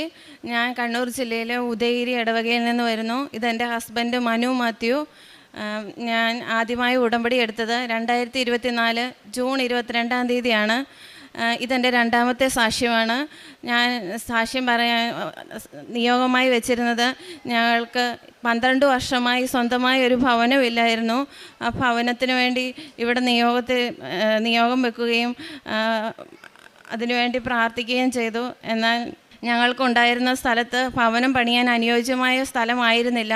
ആ സ്ഥലം ഞങ്ങൾക്ക് വിറ്റാൽ മാത്രമേ ഞങ്ങൾക്ക് പള്ളിയുടെ അടുത്തൊരു ഭവനം പണിയാൻ സ്ഥലം ലഭിക്കണമെന്നായിരുന്നു ആഗ്രഹം. അതിന് സാധിക്കുമായിരുന്നുള്ളൂ. അതിനാൽ ഞങ്ങൾ ഇവിടെ വന്ന് പ്രാർത്ഥിച്ച് നിയോഗം വെച്ചതിൻ്റെ ഫലമായി ബഹുമാനപ്പെട്ട ജോസഫച്ചനെ കണ്ട് ജോസഫച്ചൻ ഒരു ആശീർവാദം വെഞ്ചരിച്ച് തരികയും അത് ഞങ്ങളുടെ സ്ഥലത്ത് കൊണ്ട് സ്ഥാപിക്കുകയും ചെയ്തതിൻ്റെ ഫലമായി ഞങ്ങളുടെ സ്ഥലം വിറ്റുപോവുകയും ഞങ്ങൾക്ക് പള്ളിയുടെ അടുത്ത് തന്നെ പുതിയൊരു സ്ഥലം വാങ്ങുവാനും ഭവനം പണിയുവാനും സാധിച്ചു. ഞങ്ങൾക്ക് ഭവനം പണിയുന്നതിന് വേണ്ടി ലോൺ എടുക്കുവാൻ ബാങ്കിലെല്ലാം അന്വേഷിച്ചെങ്കിലും ലോൺ ഉണ്ടായിരുന്നില്ല. എന്നാൽ കർത്താവ് ഭവനം പണിയുന്നില്ലെങ്കിൽ പണിക്കാരുടെ അധ്വാനം വ്യർത്ഥം, കർത്താവ് നഗരം കാക്കുന്നില്ലെങ്കിൽ കാവൽക്കാർ ഉണർന്നിരിക്കുന്നത് വ്യർത്ഥം എന്ന വചനം ആവർത്തിച്ച് പറഞ്ഞ് പ്രാർത്ഥിക്കുകയും, കർത്താവെ, എൻ്റെ ഇഷ്ടമല്ല അവിടുത്തെ ഇഷ്ടപ്രകാരം ഞങ്ങൾക്കൊരു ഭവനം ലഭിക്കണമെന്ന് അവിടുന്ന് ആഗ്രഹിക്കുന്നെങ്കിൽ ഞങ്ങൾക്കൊരു ഭവനം തന്ന് അനുഗ്രഹിക്കാൻ ഞങ്ങൾക്ക് ലോൺ ലഭിക്കണമേ എന്ന് ഞങ്ങൾ മുട്ടിപ്പായി കർത്താവിനോട് പ്രാർത്ഥിച്ചു. എനിക്ക് സഹായം എവിടെ നിന്ന് വരും, എനിക്ക് സഹായം അത്യുന്നതനായ ദൈവത്തിൽ നിന്ന് വരുന്നു എന്നും ഞങ്ങൾ പ്രാർത്ഥിച്ചതിൻ്റെ ഫലമായി ഞങ്ങൾ പോയി അന്വേഷിച്ച് ബാങ്കിൽ നിന്ന് ഞങ്ങളെ വീണ്ടും വിളിക്കുകയും ഞങ്ങൾക്ക് ലോൺ തരാമെന്ന് പറയുകയും ചെയ്തു. ഡോക്യുമെൻറ്റ്സ് കൊടുത്തെങ്കിലും ഞങ്ങൾക്ക് ലോണിന് വളരെ കാലതാമസം എടുക്കുകയും എപ്പോൾ അന്വേഷിച്ചാലും ലോൺ തരാൻ താമസമുണ്ടെന്ന് പറയുകയും ചെയ്തു. എന്നാൽ ഞങ്ങൾ വീണ്ടും ബാങ്കിലേക്ക് നേരിട്ട് ചെന്ന് അന്വേഷിച്ചപ്പോൾ അവർ നിങ്ങളുടെ ലോണിൻ്റെ പേപ്പറുകളെല്ലാം ശരിയായെന്നും ഹെഡ് ഓഫീസിലേക്ക് ചെന്ന് അവിടെ ഒപ്പിട്ട് കൊടുക്കാൻ പറയുകയും ചെയ്തു. ഞങ്ങൾ അവിടെ ചെന്നപ്പോൾ ഞങ്ങളോട് അവിടുത്തെ മാനേജർ പറഞ്ഞു, നിങ്ങളുടെ ലോണിൻ്റെ പേപ്പറുകളെല്ലാം എത്രയും പെട്ടെന്ന് ശരിയാക്കണമെന്നും പറഞ്ഞ് ഇവിടെ ഒരാൾ വന്നിരുന്നു. നിങ്ങളുടെ ലോണിൻ്റെ പേപ്പറുകൾ അതുകൊണ്ടാണ് നിങ്ങൾക്ക് ഇത്രയും പെട്ടെന്ന് ശരിയായി കിട്ടിയത്. നിങ്ങളുടെ സോജി മനുവിൻ്റെ പേപ്പർ ഒന്നെടുത്ത് വേഗം ശരിയാക്കി കൊടുക്കണമെന്ന് ഇവിടെ ഒരാൾ വന്ന് പറഞ്ഞെന്ന് പറഞ്ഞു. ഞങ്ങൾ അങ്ങനെ ഒരാളെ ഒരിക്കലും പറഞ്ഞയച്ചിട്ടോ ഞങ്ങൾക്ക് വേണ്ടി അങ്ങനെ ഒരാൾ പോകാനോ ഉണ്ടായിരുന്നില്ല. അവർ പറഞ്ഞ അടയാളം വെച്ച് അങ്ങനെ ഒരാളെ ഞങ്ങൾക്ക് അറിയുകയില്ല. ഞങ്ങളുടെ ലോണിൻ്റെ പേപ്പർ ഈശോയും അമ്മ മാതാവും ഇടപെട്ടാണ് ശരിയാക്കി തന്നതെന്ന് ഞങ്ങൾ ഉറച്ചു വിശ്വസിക്കുന്നു. അതുപോലെ തന്നെ ഞങ്ങൾക്ക് മാതാവ് തന്ന സ്ഥലത്ത് വെള്ളം ലഭിക്കുകയില്ലെന്ന് എല്ലാവരും പറയുന്നുണ്ടായിരുന്നു. അത് കാരണം അടുത്തുള്ള സ്ഥലത്ത് 3 പ്രാവശ്യം കുഴക്കിണറടിച്ചിട്ടും വെള്ളം കിട്ടാതിരിക്കുകയും അവർ ആ സ്ഥലം വിട്ടിട്ട് പോവുകയും ചെയ്തിരുന്നു. അതിൻ്റെ അടുത്താണ് ഞങ്ങളുടെ സ്ഥലവും. ഞങ്ങൾ അത്ര ആഗ്രഹിച്ച് ഞങ്ങൾ ഭവനം പണിയാൻ മേടിച്ച് ആ സ്ഥലത്ത് വെള്ളം കിട്ടിയില്ലെങ്കിൽ എല്ലാവരും പറയില്ലേ, ഭാഗ്യമില്ലാത്തവരൊക്കെയാണ്, വെള്ളം കിട്ടണമെങ്കിൽ ഒക്കെ ഒരു ഭാഗ്യമാണെന്ന് പറയുന്ന പോലെ ഞാനും മാതാവിനോട് ഞങ്ങൾ ഉടമ്പടി ഉപ്പ് ആ കിണറിന് സ്ഥാനം കണ്ട സ്ഥലത്തിടുകയും ഇവിടുത്തെ വിശുദ്ധ ജലം ഒഴിച്ച് പ്രാർത്ഥിക്കുകയും ചെയ്തതിൻ്റെ ഫലമായി ഞങ്ങൾക്ക് 400 അടിയിൽ വെള്ളം കിട്ടുമെന്ന് പറഞ്ഞെങ്കിലും 290 അടിയിൽ ഞങ്ങൾക്ക് വെള്ളം തന്ന അമ്മ മാതാവ് അനുഗ്രഹിച്ചു. ഞങ്ങളുടെ ഭവനത്തിൻ്റെ പണി പൂർത്തിയാക്കി തരണേ അമ്മേ മാതാവേ എന്ന് ഞങ്ങൾ ആഗ്രഹിച്ച് പ്രാർത്ഥിച്ചു. അങ്ങനെ പൂർത്തിയാക്കി ഇവിടെ കൊണ്ടുവന്ന അമ്മ മാതാവിന് ഞങ്ങൾ താക്കോല് സമർപ്പിച്ച് പ്രാർത്ഥിച്ചോളാമെന്ന് നേർന്നിരുന്നു. ഞങ്ങളുടെ ഭവനത്തിൻ്റെ പണി പൂർത്തിയായി. മെയ് 9-ാം തീയതി ഞങ്ങളുടെ കയറി താമസമാണ്. അമ്മ മാതാവിനെ ഞങ്ങളുടെ വീട്ടിലേക്ക് ക്ഷണിക്കാൻ ഞങ്ങൾ വന്ന അമ്മ മാതാവിന് തിരുക്കുമാരനും 1000 നന്ദി പറഞ്ഞുകൊണ്ട് ഞങ്ങൾ നിർത്തുന്നു. ആത്മീയ ജീവിതം ഞാൻ ഒരു ഞായറാഴ്ചകളിലെ വിശുദ്ധ കുർബാന ഒരിക്കലും മുടക്കിയിരുന്നില്ലായിരുന്നു. പക്ഷേ ഉടമ്പടി എടുക്കുമ്പോഴും എല്ലാ ദിവസവും പള്ളിയിൽ പോകാൻ എനിക്ക് സാധിക്കുമെന്ന് ഞാൻ ഒരിക്കലും വിചാരിച്ചിരുന്നില്ല. പക്ഷേ ഉടമ്പടി എടുത്ത് 2024 ജൂൺ 22 മുതൽ ഞാനിങ്ങോട്ട് ഒറ്റ വിശുദ്ധ കുർബാനയും മുടക്കിയിട്ടില്ല. എന്തെങ്കിലും സാഹചര്യത്താൽ ഈശോയെ സ്വീകരിക്കാൻ എനിക്ക് സാധിക്കാതിരുന്ന കുർബാനയിൽ ഓൺലൈനിൽ കുർബാന കൂടി വിശുദ്ധ കുർബാന സ്വീകരിക്കാൻ സാധിക്കാതിരുന്നാൽ അതെനിക്ക് ഭയങ്കര വിഷമായിരുന്നു. അങ്ങനെ ഒരു ഈശോയെ കൂടുതലായിട്ട് സ്നേഹിക്കാൻ എനിക്ക് സാധിച്ചു. കാരുണ്യപ്രവൃത്തിയായിട്ട് അനാഥാലയത്തിൽ പോവുകയും അവർക്ക് വേണ്ട സാധനങ്ങൾ എത്തിച്ചു നൽകുകയും അവിടുത്തെ അച്ചാച്ചന്മാരെയും അമ്മച്ചിമാരെയും സ്വന്തം ചാച്ചനും അമ്മയെയും പോലെയും കണ്ട് അവരെ ശുശ്രൂഷിക്കാനും അവരുടെ വേദനകളിൽ അവരോട് ആശ്വാസം പറയുവാനും സാധിച്ചു. മരിച്ചുപോയവർക്ക് വേണ്ടി വിശുദ്ധ കുർബാന ചെല്ലിക്കാൻ ആളില്ലാതെ ഇവിടെ ഇല്ലാത്ത മരിച്ചുപോയവരുടെ കുടുംബങ്ങൾ ഇവിടെ ഇല്ലാത്തവർക്ക് വേണ്ടിയിട്ട് വിശുദ്ധ കുർബാന ചെല്ലിച്ചിട്ടുണ്ട്. പത്രം വിതരണം ചെയ്യുകയും ഈശോയെ അറിഞ്ഞിട്ടില്ലാത്തവരെയും ഉടമ്പടി എന്താണെന്ന് അറിയത്തില്ലാത്തവരുടെയും അടുത്തൂടെ പോയി അവരോട് ഈശോയെ മാതാവിനെക്കുറിച്ച് സംസാരിക്കുകയും ഉടമ്പടി എന്താണെന്ന് പറഞ്ഞു കൊടുക്കുകയും ചെയ്തിട്ടുണ്ട്. എനിക്ക് അമ്മ മാതാവും തിരുക്കുമാരനും തന്ന എല്ലാ അനുഗ്രഹങ്ങൾക്കും 1000 നന്ദി പറഞ്ഞുകൊണ്ട് നന്ദി പറയുന്നു. ഞങ്ങളുടെ കഴിവിനാൽ ഒരിക്കലും സാധ്യമല്ലാവുന്ന ഒരു കാര്യമായിരുന്നിത്. ഞങ്ങൾ സ്വപ്നത്തിൽ പോലും വിചാരിച്ചതല്ല ഞങ്ങൾക്ക് ഇത്രയും നല്ലൊരു ഭവനം പണി പൂർത്തിയാക്കി അതിനകത്ത് വേണ്ടുന്ന എല്ലാ സാധനങ്ങളോടുകൂടി അമ്മ മാതാവ് തന്ന് അനുഗ്രഹിക്കുമെന്ന് ഈശോയ്ക്കും അമ്മ മാതാവിനും 1000 നന്ദി പറഞ്ഞുകൊണ്ട് ഞാൻ നിർത്തുന്നു. 128-ാം സങ്കീർത്തനം 1-2 തിരുവചനങ്ങൾ. കർത്താവിനെ ഭയപ്പെടുകയും അവിടുത്തെ വഴികളിൽ നടക്കുകയും ചെയ്യുന്നവൻ ഭാഗ്യവാൻ. നിന്റെ അധ്വാനഫലം നീ അനുഭവിക്കും, നീ സന്തുഷ്ടനായിരിക്കും, നിനക്ക് നന്മ വരും. സോജി മനു മാത്യു എന്ന ഈ ദമ്പതികൾ ഇവിടെ വന്ന് അവർക്ക് ദൈവം നൽകിയ അനുഗ്രഹങ്ങൾക്ക് വലിയ ശക്തമായി വിശ്വാസ പ്രഖ്യാപനത്തോടുകൂടി പ്രത്യക്ഷീകരണ സാക്ഷ്യം ഏറ്റുപറയുന്നതാണ് നാം ഇപ്പോൾ ശ്രവിച്ചത്. പരിശുദ്ധ അമ്മയുടെ സമയച്ചുരുക്കത്തിൻ്റെ മധ്യസ്ഥത ഇവരിവിടെ വെളിപ്പെടുത്തുകയാണ്. 12 വർഷമായിട്ട് അവർക്ക് വീടില്ലാതിരുന്ന ഒരു വലിയ വേദനയുടെ സമയത്താണ് അവരിവിടെ വന്ന് ഉടമ്പടി ചെയ്ത് പ്രാർത്ഥിക്കുന്നത്. അവർക്ക് പരിശുദ്ധ അമ്മ അനുയോജ്യമായ സ്ഥലവും അനുയോജ്യമായ നല്ലൊരു വീടും എല്ലാ വീട്ടുപകരണങ്ങളും നൽകിയതും അതിൽ കവിഞ്ഞ് അവർക്ക് ലോൺ കിട്ടാതിരുന്ന ഒരു വലിയ അവസ്ഥയിൽ സങ്കടത്തിൽ ആരോ ഒരാൾ ചെന്ന് ബാങ്കിൽ ചെന്ന് അവർക്ക് ലോൺ നൽകണം എന്നുള്ള ഒരു ശുപാർശ കൂടി പരിശുദ്ധ അമ്മയുടെ മാധ്യസ്ഥതയിൽ അവർക്കുണ്ടായി എന്ന് ഏറ്റുപറയുകയാണ്. നാം ഉടമ്പടി ചെയ്യുമ്പോൾ നമുക്കുള്ള ഒരു വലിയ സാധ്യത അതാണ്. എത്ര തന്നെ സമയം നീണ്ടുപോയാലും പരിശുദ്ധ അമ്മയ്ക്ക് സമയത്തിന് മേൽ അധികാരമുണ്ട്. നിങ്ങൾക്കിതിനൊന്നും നിങ്ങൾക്ക് മുൻപേ പോയി മലകളും ഇരുമ്പോടാമ്പലുകളെല്ലാം തച്ചുടയ്ക്കുന്ന അടിച്ചു തകർക്കുന്ന ഒരു ശക്തനായ ദൈവം നമ്മോടുകൂടെ ഉണ്ടെന്ന് ഉടമ്പടി നമ്മെ ഓർമ്മിപ്പിക്കുകയാണ്. അതുപോലെ തന്നെ ഇസ്രായേൽക്കാർ വാഗ്ദാന പേടകം ജെറിക്കോ സിറ്റിയുടെ മതിലുകളിൽ ചെന്ന് തട്ടിയപ്പോഴാണ് വലിയ അത്ഭുതം. നാളെ നിങ്ങളെ തന്നെ വിശുദ്ധീകരിച്ചാൽ ഞാൻ നിങ്ങളുടെ ഇടയിൽ അത്ഭുതം പ്രവർത്തിക്കുമെന്ന് പറയുന്ന ദൈവം നമുക്ക് നാളെ പോലും നീക്കിവെക്കുന്നില്ല. 24 മണിക്കൂറിനുള്ളിൽ, സെക്കൻഡുകൾക്കുള്ളിൽ നമ്മുടെ ജീവിതത്തിൽ അത്ഭുതങ്ങൾ പ്രവർത്തിക്കുന്നതും നമുക്ക് വലിയ പരിവർത്തനമുണ്ടാകുന്നതും നമുക്ക് സന്തോഷത്തോടെയും സമാധാനത്തോടെയും അനുതാപത്തോടെയും ജീവിക്കുവാനുള്ള വലിയ കൃപ ഉടമ്പടിയിലേക്ക് വരുന്ന മക്കൾക്ക് വരുന്നതായി നമുക്ക് കാണാൻ സാധിക്കും. അതുപോലെ തന്നെ വെള്ളം കിട്ടാനായി ഇവരുടെ സ്ഥലത്ത് കിണർ കുഴിക്കുമ്പോൾ 400 അടിയേക്കാൾ അധികം അവർക്ക് താഴ്ത്തണം എന്നാണ് വെള്ളം കണ്ടവർ അവരോട് നിർദ്ദേശിച്ചത്. പക്ഷേ അവർ നേർച്ച വസ്തുക്കൾ ഉപയോഗിച്ചതിൻ്റെ ഫലമായി വളരെ പെട്ടെന്ന് തന്നെ 290 അടിയിൽ അവർക്ക് ധാരാളം വെള്ളം നൽകിയതായി ദൈവം അനുഗ്രഹിച്ചതായി അവർ ഏറ്റുപറയുന്നു. നമുക്ക് അനുഗ്രഹത്തിൻ്റെ വലിയ കലവറകൾ തുറന്നു കിട്ടുന്ന ഒരു സ്ഥലമാണ് കൃപാസനം എന്ന് നമുക്ക് മനസ്സിലാക്കാം. ദൈവാനുഭവം നമ്മളിലേക്ക് എത്രമാത്രം ചൊരിയുന്നുവോ അത്രമാത്രം ഈശോയെ സ്നേഹിക്കുവാനുള്ള ഒരു കടപ്പാട് നമുക്കുണ്ടെന്ന് മനസ്സിലാക്കാം. സോജിയുടെ വാക്കുകളിൽ, ഞാൻ വിശേഷവിധിയായി മരിച്ചവർക്ക് വേണ്ടിയുള്ള കുർബാന ഏൽപ്പിക്കുകയും മരിച്ചവർ ആരുമില്ലാത്തവർക്ക് വേണ്ടി, മരിച്ചുപോയി ആരും പ്രാർത്ഥിക്കാനില്ലാത്തവർക്ക് വേണ്ടി ഞാൻ വിശേഷവിധിയായി കുർബാന വിശുദ്ധ ബലിയർപ്പിച്ച് പ്രാർത്ഥിക്കാറുണ്ട് എന്ന് പറയുന്നു. അങ്ങനെ വിശേഷവിധിയായി നീ എന്തു ചെയ്തു എന്ന ചോദ്യത്തിന് നമുക്കൊരു ഉത്തരമുണ്ടെങ്കിൽ നമ്മുടെ ജീവിതം എപ്പോഴും വളരെ ഈസിയായി, വളരെ ദൈവത്തിനെ നമ്മോട് ഇടപെടാൻ എളുപ്പമുണ്ടെന്ന് ഈ സാക്ഷി നമ്മെ ഓർമ്മിപ്പിക്കുകയാണ്. സോജിക്കും മനു മാത്യുവിനും ലഭിച്ച എല്ലാ അനുഗ്രഹങ്ങൾക്കും നന്ദി പറഞ്ഞുകൊണ്ട് നല്ല ഒരു കയ്യടിയോടെ ഈശോ കാരുണ്യത്തിന് എന്നേരവും ആരാധനയും സ്തുതിയും പുകഴ്ചയും ഉണ്ടായിരിക്കട്ടെ. Praise the Lord. എൻ്റെ പേര് ആര്യ. ഞാൻ എറണാകുളത്ത് നിന്ന് വരുന്നു. ഞാൻ 2023 12th പാസ് ഔട്ട് ആയത്. അപ്പോൾ തൊട്ടിട്ട് ഞാൻ എൻ്റെ ഇഷ്ടപ്രകാരം ഞാൻ ജർമ്മൻ പഠിക്കാൻ സ്റ്റാർട്ട് ചെയ്തു.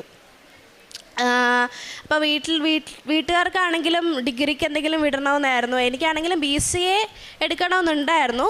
പക്ഷേ എന്നാലും ജർമ്മനി പോയി എനിക്ക് അബ്രോഡ് സ്റ്റഡീസിനോട് താല്പര്യം ഉണ്ടായിരുന്നു പണ്ട് തൊട്ടേ. അപ്പോൾ ഞാൻ ജർമ്മൻ പഠിക്കാൻ സ്റ്റാർട്ട് ചെയ്തു. എൻ്റെ വീട്ടിലാണെങ്കിലും അമ്മയാണ് ഫസ്റ്റ് ഉടമ്പടി എടുക്കുന്നത്. അത് 2019 അമ്മ ഉടമ്പടി സ്റ്റാർട്ട് ചെയ്യുന്നത്. പക്ഷേ ആ ഒരു ടൈമിൽ ഇതിൻ്റെ സീരിയസ്നെസ് എന്താണെന്ന് അറിയാണ്ട് ഞങ്ങളത് ഡ്രോപ്പ് ചെയ്തില്ല. അത് പതുക്കെ അങ്ങ് പോയി, കൂട്ടാണ്ട് അങ്ങ് പോയി. പിന്നെയാണ് അമ്മ ഉടമ്പടി പിന്നെ സ്റ്റാർട്ട് ചെയ്തു 2023. സോ അമ്മ വീട്ടിലിരുന്ന് സാക്ഷ്യങ്ങൾ കേൾക്കും, പ്രാർത്ഥന ചൊല്ലും, അത് കഴിഞ്ഞിട്ട് സാക്ഷ്യങ്ങൾ കേൾക്കും. അപ്പോൾ ഞാൻ എന്നും ഈ ഡെയിലി ഇത് തന്നെ ആയപ്പോൾ ഞാൻ ചോദിച്ചു, എന്തിനാ ഇങ്ങനെ മറ്റുള്ളവരുടെ സാക്ഷ്യം കേൾക്കുന്നത്, മറ്റുള്ളവരുടെ കേട്ടിട്ട് നമുക്ക് എന്ത് കിട്ടാനാ എന്നിങ്ങനെ ചോദിച്ചു. അപ്പോൾ അമ്മ പറഞ്ഞു അതിന് മാപ്പ് പറയും എന്നൊക്കെ ചോദിച്ചപ്പോഴത്തേക്ക് എനിക്ക് അതിൻ്റെ ആ ഒരു സീരിയസ്നെസ് എന്താണെന്നോ ഒന്നും അറിയാണ്ട് ഇങ്ങനെ ഇരിക്കുകയായിരുന്നു. പക്ഷെ ഞാൻ കുഞ്ഞിലേ തൊട്ടേ ക്രിസ്ത്യൻ സ്കൂളിലാണ് ഞാൻ പഠിച്ചതും. LKG സെക്ഷൻ തൊട്ടിട്ട് ക്രിസ്ത്യൻ സ്കൂളിലൊക്കെയാണ് ഞാൻ പഠിച്ചതും വളർന്നതും ഒക്കെ. സോ അപ്പോൾ തൊട്ടേ എനിക്ക് ഈശോയിനെ അറിയാം, മാതാവിനെ അറിയാം. ഞാൻ പള്ളിയിൽ പോകും. അപ്പോൾ എനിക്കെന്തോ ഞാൻ മെൻ്റലി കുറേ വീക്കായിരുന്നു ആ ഒരു ടൈമിൽ. ജർമ്മൻ പഠിക്കാൻ സ്റ്റാർട്ട് ചെയ്ത ടൈമിൽ ഞാൻ ഓൾറെഡി ക്ലാസ്സിൽ ലേറ്റായിട്ടായിരുന്നു പോയത്. അപ്പോൾ ഞാൻ ഭയങ്കര ഇൻട്രോവേർട്ടായി. ഞാൻ ഭയങ്കര എക്സ്ട്രോവേർട്ടായിട്ടുള്ള ആളായിരുന്നു. അപ്പോൾ ഞാൻ ഭയങ്കര ഇൻട്രോവേർട്ടായി. എനിക്ക് ആരോട് സംസാരിക്കാൻ പറ്റുന്നില്ല, നേരെ ചൊവ്വെ പഠിക്കാൻ പറ്റുന്നില്ല. അപ്പോൾ ഞങ്ങളുടെ അവിടെ ഒരു പള്ളിയിൽ ഞാൻ പോകുന്നുണ്ടായിരുന്നു. പള്ളിയിൽ പോകും. അപ്പോൾ അവിടുന്ന് ഞങ്ങൾ വചനപ്പെട്ടി വാങ്ങിച്ചെങ്കിൽ പോലും ഞാനത് തുറന്ന് വായിക്കുകയോ ഏതെങ്കിലും ഒരു വചനം എടുത്ത് വായിക്കുകയോ ഒന്നും ചെയ്തിട്ടുണ്ടായില്ല. അപ്പോൾ ഒരു നൈറ്റ് ഞാൻ മെൻ്റലി ഭയങ്കര ബ്രേക്കായിട്ട് ഞാൻ ലിറ്ററലി ഇരുന്ന് കരയുക. ഞാൻ ഭയങ്കര കരച്ചിലാണ്. അപ്പോൾ ഞാൻ സൈഡിലോട്ട് നോക്കിയപ്പോൾ എൻ്റെ സ്റ്റഡി ടേബിളിൽ വചനപ്പെട്ടി ഇരിക്കുക. ഞാൻ ഇന്നേ വരെ അത് തുറന്നൊരെണ്ണം പോലും എടുത്ത് വായിച്ചിട്ടില്ല. ഞാൻ ആദ്യം അതെടുത്ത് വായിച്ചിട്ട് എനിക്ക് കിട്ടിയ വചനം, ഭയപ്പെടേണ്ട, ഞാൻ നിന്നോട് കൂടെയുണ്ട്, ഞാൻ നിന്നെ പേര് ചൊല്ലി വിളിച്ചിരിക്കുന്നു, നീ എൻ്റേതാണ്. ഇതാണ് എനിക്ക് വചനപ്പെട്ടിയിൽ നിന്ന് കിട്ടിയ വചനം. അപ്പോഴേ ഞാൻ ഉറപ്പിച്ചു ഈശോ എന്നെ കാണുന്നുണ്ടെന്ന് എനിക്ക് മനസ്സിലായി. അപ്പോൾ തൊട്ടേ ഞാൻ അമ്മേനോട് പറഞ്ഞു എനിക്ക് ഉടമ്പടി എടുക്കണം എന്ന് ഞാൻ അമ്മേനോട് പറഞ്ഞു. അങ്ങനെ ഞാൻ ഉടമ്പടി എടുത്തു. പിന്നെ ഒരു 1 year എടുത്തിട്ട് ജർമ്മൻ കംപ്ലീറ്റ് ചെയ്തു. പക്ഷേ അവിടുത്തെ പഠനം എനിക്ക് സാറ്റിസ്ഫൈഡ് അല്ലായിരുന്നു. ക്ലാസ്സസ് ഒന്നും നേരെ ചൊവ്വെ അല്ലായിരുന്നു. പിന്നെ ഞാൻ സെൽഫ് സ്റ്റഡി എന്ന് പറഞ്ഞിട്ട് ഒരു 7 മാസം അങ്ങനെ വെറുതെ കളഞ്ഞു. അത് കഴിഞ്ഞിട്ട് ഞാൻ എക്സാം ഫസ്റ്റ് ജസ്റ്റ് ജർമ്മൻ അറിയാൻ പറ്റുമായിരിക്കും. റീഡിങ് നമുക്ക് സെപ്പറേറ്റ് ആയിട്ട് എഴുതാൻ പറ്റും ഗ്യോത്തയിൽ. അപ്പോൾ ഞാൻ റീഡിങ്ങും സ്പീക്കിങ്ങും കൂടി എടുത്തു. ഗ്യോത്തയിൽ ഞാൻ എല്ലാ ടോപ്പിക്കും കവർ ചെയ്തിട്ടാണ് സ്പീക്കിങ്ങിന് പോയത്. അപ്പോൾ അവിടെ ചെന്നപ്പോഴത്തേക്കും കൂടെ ഇരുന്ന കാൻഡിഡേറ്റ്സൊക്കെ പറയുന്നുണ്ട് അവരുടെ കസിൻസൊക്കെ അറ്റൻഡ് ചെയ്തപ്പോഴത്തേക്കും പുതിയ ക്വസ്റ്റ്യൻസ് അവർ ആഡ് ഓൺ ചെയ്തിട്ടുണ്ട്. അപ്പോഴത്തേക്കും ഞാൻ പ്രാർത്ഥിച്ചു, ഞാൻ ഉടമ്പടിയിലുണ്ടല്ലോ, ലൈക്ക് എനിക്ക് പഠിച്ചത് മാത്രമേ കിട്ടുള്ളൂ എന്നൊക്കെ ഒരു തോന്നൽ എനിക്കുണ്ടായിരുന്നു. പക്ഷേ ഞാൻ കറക്റ്റ് കയറിയതും ഞാൻ കേട്ടിട്ട് പോലും ഇല്ലാത്ത ഏതോ പൊളിറ്റിക്സിനെ പറ്റിയിട്ടൊക്കെ എനിക്കൊരു ടോപ്പിക്ക് കിട്ടി. ഞാൻ ഇന്നേ വരെ കേട്ടിട്ടില്ല. എൻ്റെ കൂടെയുള്ള കൊച്ചിനാണെങ്കിലോ ഞാൻ വീട്ടിൽ നിന്ന് ഏതാണോ ലാസ്റ്റ് നോക്കിയിട്ട് ഇറങ്ങിയത് ആ ടോപ്പിക്കായിരുന്നു എൻ്റെ കൂടെയുള്ള കൊച്ചിന് കിട്ടിയത്. എനിക്കറിയില്ല, ഞാൻ അവിടെ ഇരുന്ന് എനിക്കൊന്നും പറയാൻ പറ്റിയില്ല. ഞാൻ കരയായിരുന്നു. കരഞ്ഞിട്ട് ഞാൻ ഇറങ്ങിയിട്ട് ഞാൻ ആദ്യം തന്നെ പറഞ്ഞത്, എന്തിനാ മാതാവ് എന്നോട് ഇങ്ങനെ ചെയ്തത്, ഞാൻ എന്ത് തെറ്റ് ചെയ്തിട്ട്, ഞാൻ ഉടമ്പടിയിലല്ലായിരുന്നു, എന്നിട്ട് നീ എന്നെ ഇങ്ങനെ ആക്കിയില്ലെന്ന് ഞാൻ വെറുതെ ബ്ലെയിം ചെയ്തു മാതാവിനെ. അത് കഴിഞ്ഞ് പിന്നെ എനിക്ക് റിസൾട്ട് വന്നപ്പോൾ ഫെയിലായി. പിന്നെ അത് 2 മൊഡ്യൂൾസ് ഞാൻ എടുത്തിട്ടില്ലായിരുന്നു ജർമ്മൻ്റെ. റിസൾട്ട് വന്നപ്പോൾ എനിക്ക് മാർക്ക് കിട്ടിയില്ല. സ്പീക്കിങ്ങിന് എനിക്കൊന്നും കിട്ടി. ഞാൻ അറ്റൻഡ് ചെയ്തിട്ടില്ല, കരയായിരുന്നു ഞാൻ ലിറ്ററലി ഇരുന്ന്. അത് കഴിഞ്ഞ് ഞാൻ പിന്നെ കുറച്ചൊരു 2 months ഗ്യാപ്പ് എടുത്തിട്ട് ഞാൻ മെൻ്റലി ഭയങ്കര എനിക്കിനി പറ്റുമോ, ഓക്കെ ഫൈനലായിട്ട് ഇനി BCAക്ക് മൈസൂർ പോയി ചേരാം എന്ന് പറഞ്ഞിരിക്കണമായിരുന്നു ഞാൻ. അത് കഴിഞ്ഞ് ലാസ്റ്റ് ഒരു എക്സാം പ്രിപ്പറേഷൻ എന്ന് പറഞ്ഞിട്ട് ഞാനൊരു ഇൻസ്റ്റിറ്റ്യൂട്ടിൽ പോയിട്ട് അവിടുത്തെ ഗ്ലാസ് ഡോർ ഞാൻ തുറക്കുന്നതിന് മുന്നേ ഞാൻ പറഞ്ഞത്, മാതാവ് ഇത് ഫൈനലാണ്, എനിക്കിനി വയ്യ എഴുതാൻ, കാരണം ഫാമിലി എനിക്ക് ഈ പൈസ എപ്പോഴും വീട്ടിൽ നിന്ന് ചോദിക്കുന്നത് ഭയങ്കര ബുദ്ധിമുട്ടാണ്. അപ്പോൾ എൻ്റെ ചേച്ചിയാണ് എന്നെ പഠിപ്പിച്ചതും എന്തോ ദൈവാനുഗ്രഹം കൊണ്ടിട്ട് അവസാന നിമിഷമാണെങ്കിലും എക്സാമിൻ്റെ ഫീസാണെങ്കിലും ഇൻസ്റ്റിറ്റ്യൂട്ടിൽ കൊടുക്കാനുള്ള പൈസയാണെങ്കിലും ചേച്ചി വഴി മാതാവ് സഹായിച്ച് എനിക്ക് എപ്പോഴും അതിനൊരു തടസ്സമില്ലാണ്ട് കിട്ടിയിട്ടുണ്ട്. അപ്പോൾ എന്നാലും പൈസ ഇങ്ങനെ ഞാൻ കാരണം പരീക്ഷ എഴുതുന്നു, പൊട്ടുന്നു, അങ്ങനെ പൊയ്ക്കൊണ്ടിരിക്കുക. അപ്പോൾ ഞാൻ ലാസ്റ്റ് പറഞ്ഞു, മാതാവ് ഇത് ഫൈനലാണ്, ഇതും കൂടെ കിട്ടിയില്ലെങ്കിൽ ഞാൻ ഡ്രോപ്പ് ഔട്ട് ചെയ്യും, ഞാൻ എന്തെങ്കിലും ഡിഗ്രി ഞാൻ എടുത്ത് പോയി പഠിക്കുമെന്ന് പറഞ്ഞിട്ടാണ് ഇൻസ്റ്റിറ്റ്യൂട്ടിൽ ഞാൻ കയറുന്നത്. അവിടുന്ന് ഞാൻ എക്സാം പ്രിപ്പറേഷൻ എടുത്ത് ഞങ്ങളുടെ ക്ലാസ്സിലെ എല്ലാ സ്റ്റുഡൻസും കൂടെ 24 സ്റ്റുഡൻസ് ഉണ്ടായിരുന്നു. ഞങ്ങളെല്ലാവരും കൂടെ ഒരുമിച്ച് ബുക്ക് ചെയ്തു ട്രിവാൻഡ്രത്ത് ചിലക്ക് എക്സാമിന്. അപ്പോൾ അവിടെ പോയി കഴിഞ്ഞപ്പോഴത്തേക്കും ജർമ്മൻ ഏത് എക്സാം പാറ്റേൺ ആണെങ്കിലും ജർമ്മനാണ് ഡിഫിക്കൽട്ടാണ്, പക്ഷേ എക്സാം പാറ്റേൺ ഡിഫറൻസേ ഉണ്ടാവുള്ളൂ ചിലക്കും ഗ്യോത്തയൊക്കെ തമ്മിൽ. അപ്പോൾ ഞങ്ങളെല്ലാവരും കൂടെ ഒരുമിച്ച് ഞങ്ങൾ ട്രിവാൻഡ്രം ബുക്ക് ചെയ്തു. എൻ്റെ അമ്മ മാത്രമേ പേരൻ്റായിട്ട് എൻ്റെ കൂടെ വന്നുള്ളൂ. ബാക്കിയൊക്കെ സ്റ്റുഡൻസ് അവർ മാത്രമാണ് വീട്ടിൽ നിന്ന് വന്നത്. ഞങ്ങൾ എന്നിട്ട് June 19 എനിക്ക് എല്ലാവർക്കും ഡേറ്റ് കിട്ടി. അപ്പോൾ എക്സാം ഹാളിൽ കയറുന്നതിന് മുന്നേ നമുക്ക് കുറേ ഇൻസ്ട്രക്ഷൻസ് തരും, ഇത് ഇന്നതൊന്നും അവിടെ പോയി ചെയ്യല്ല.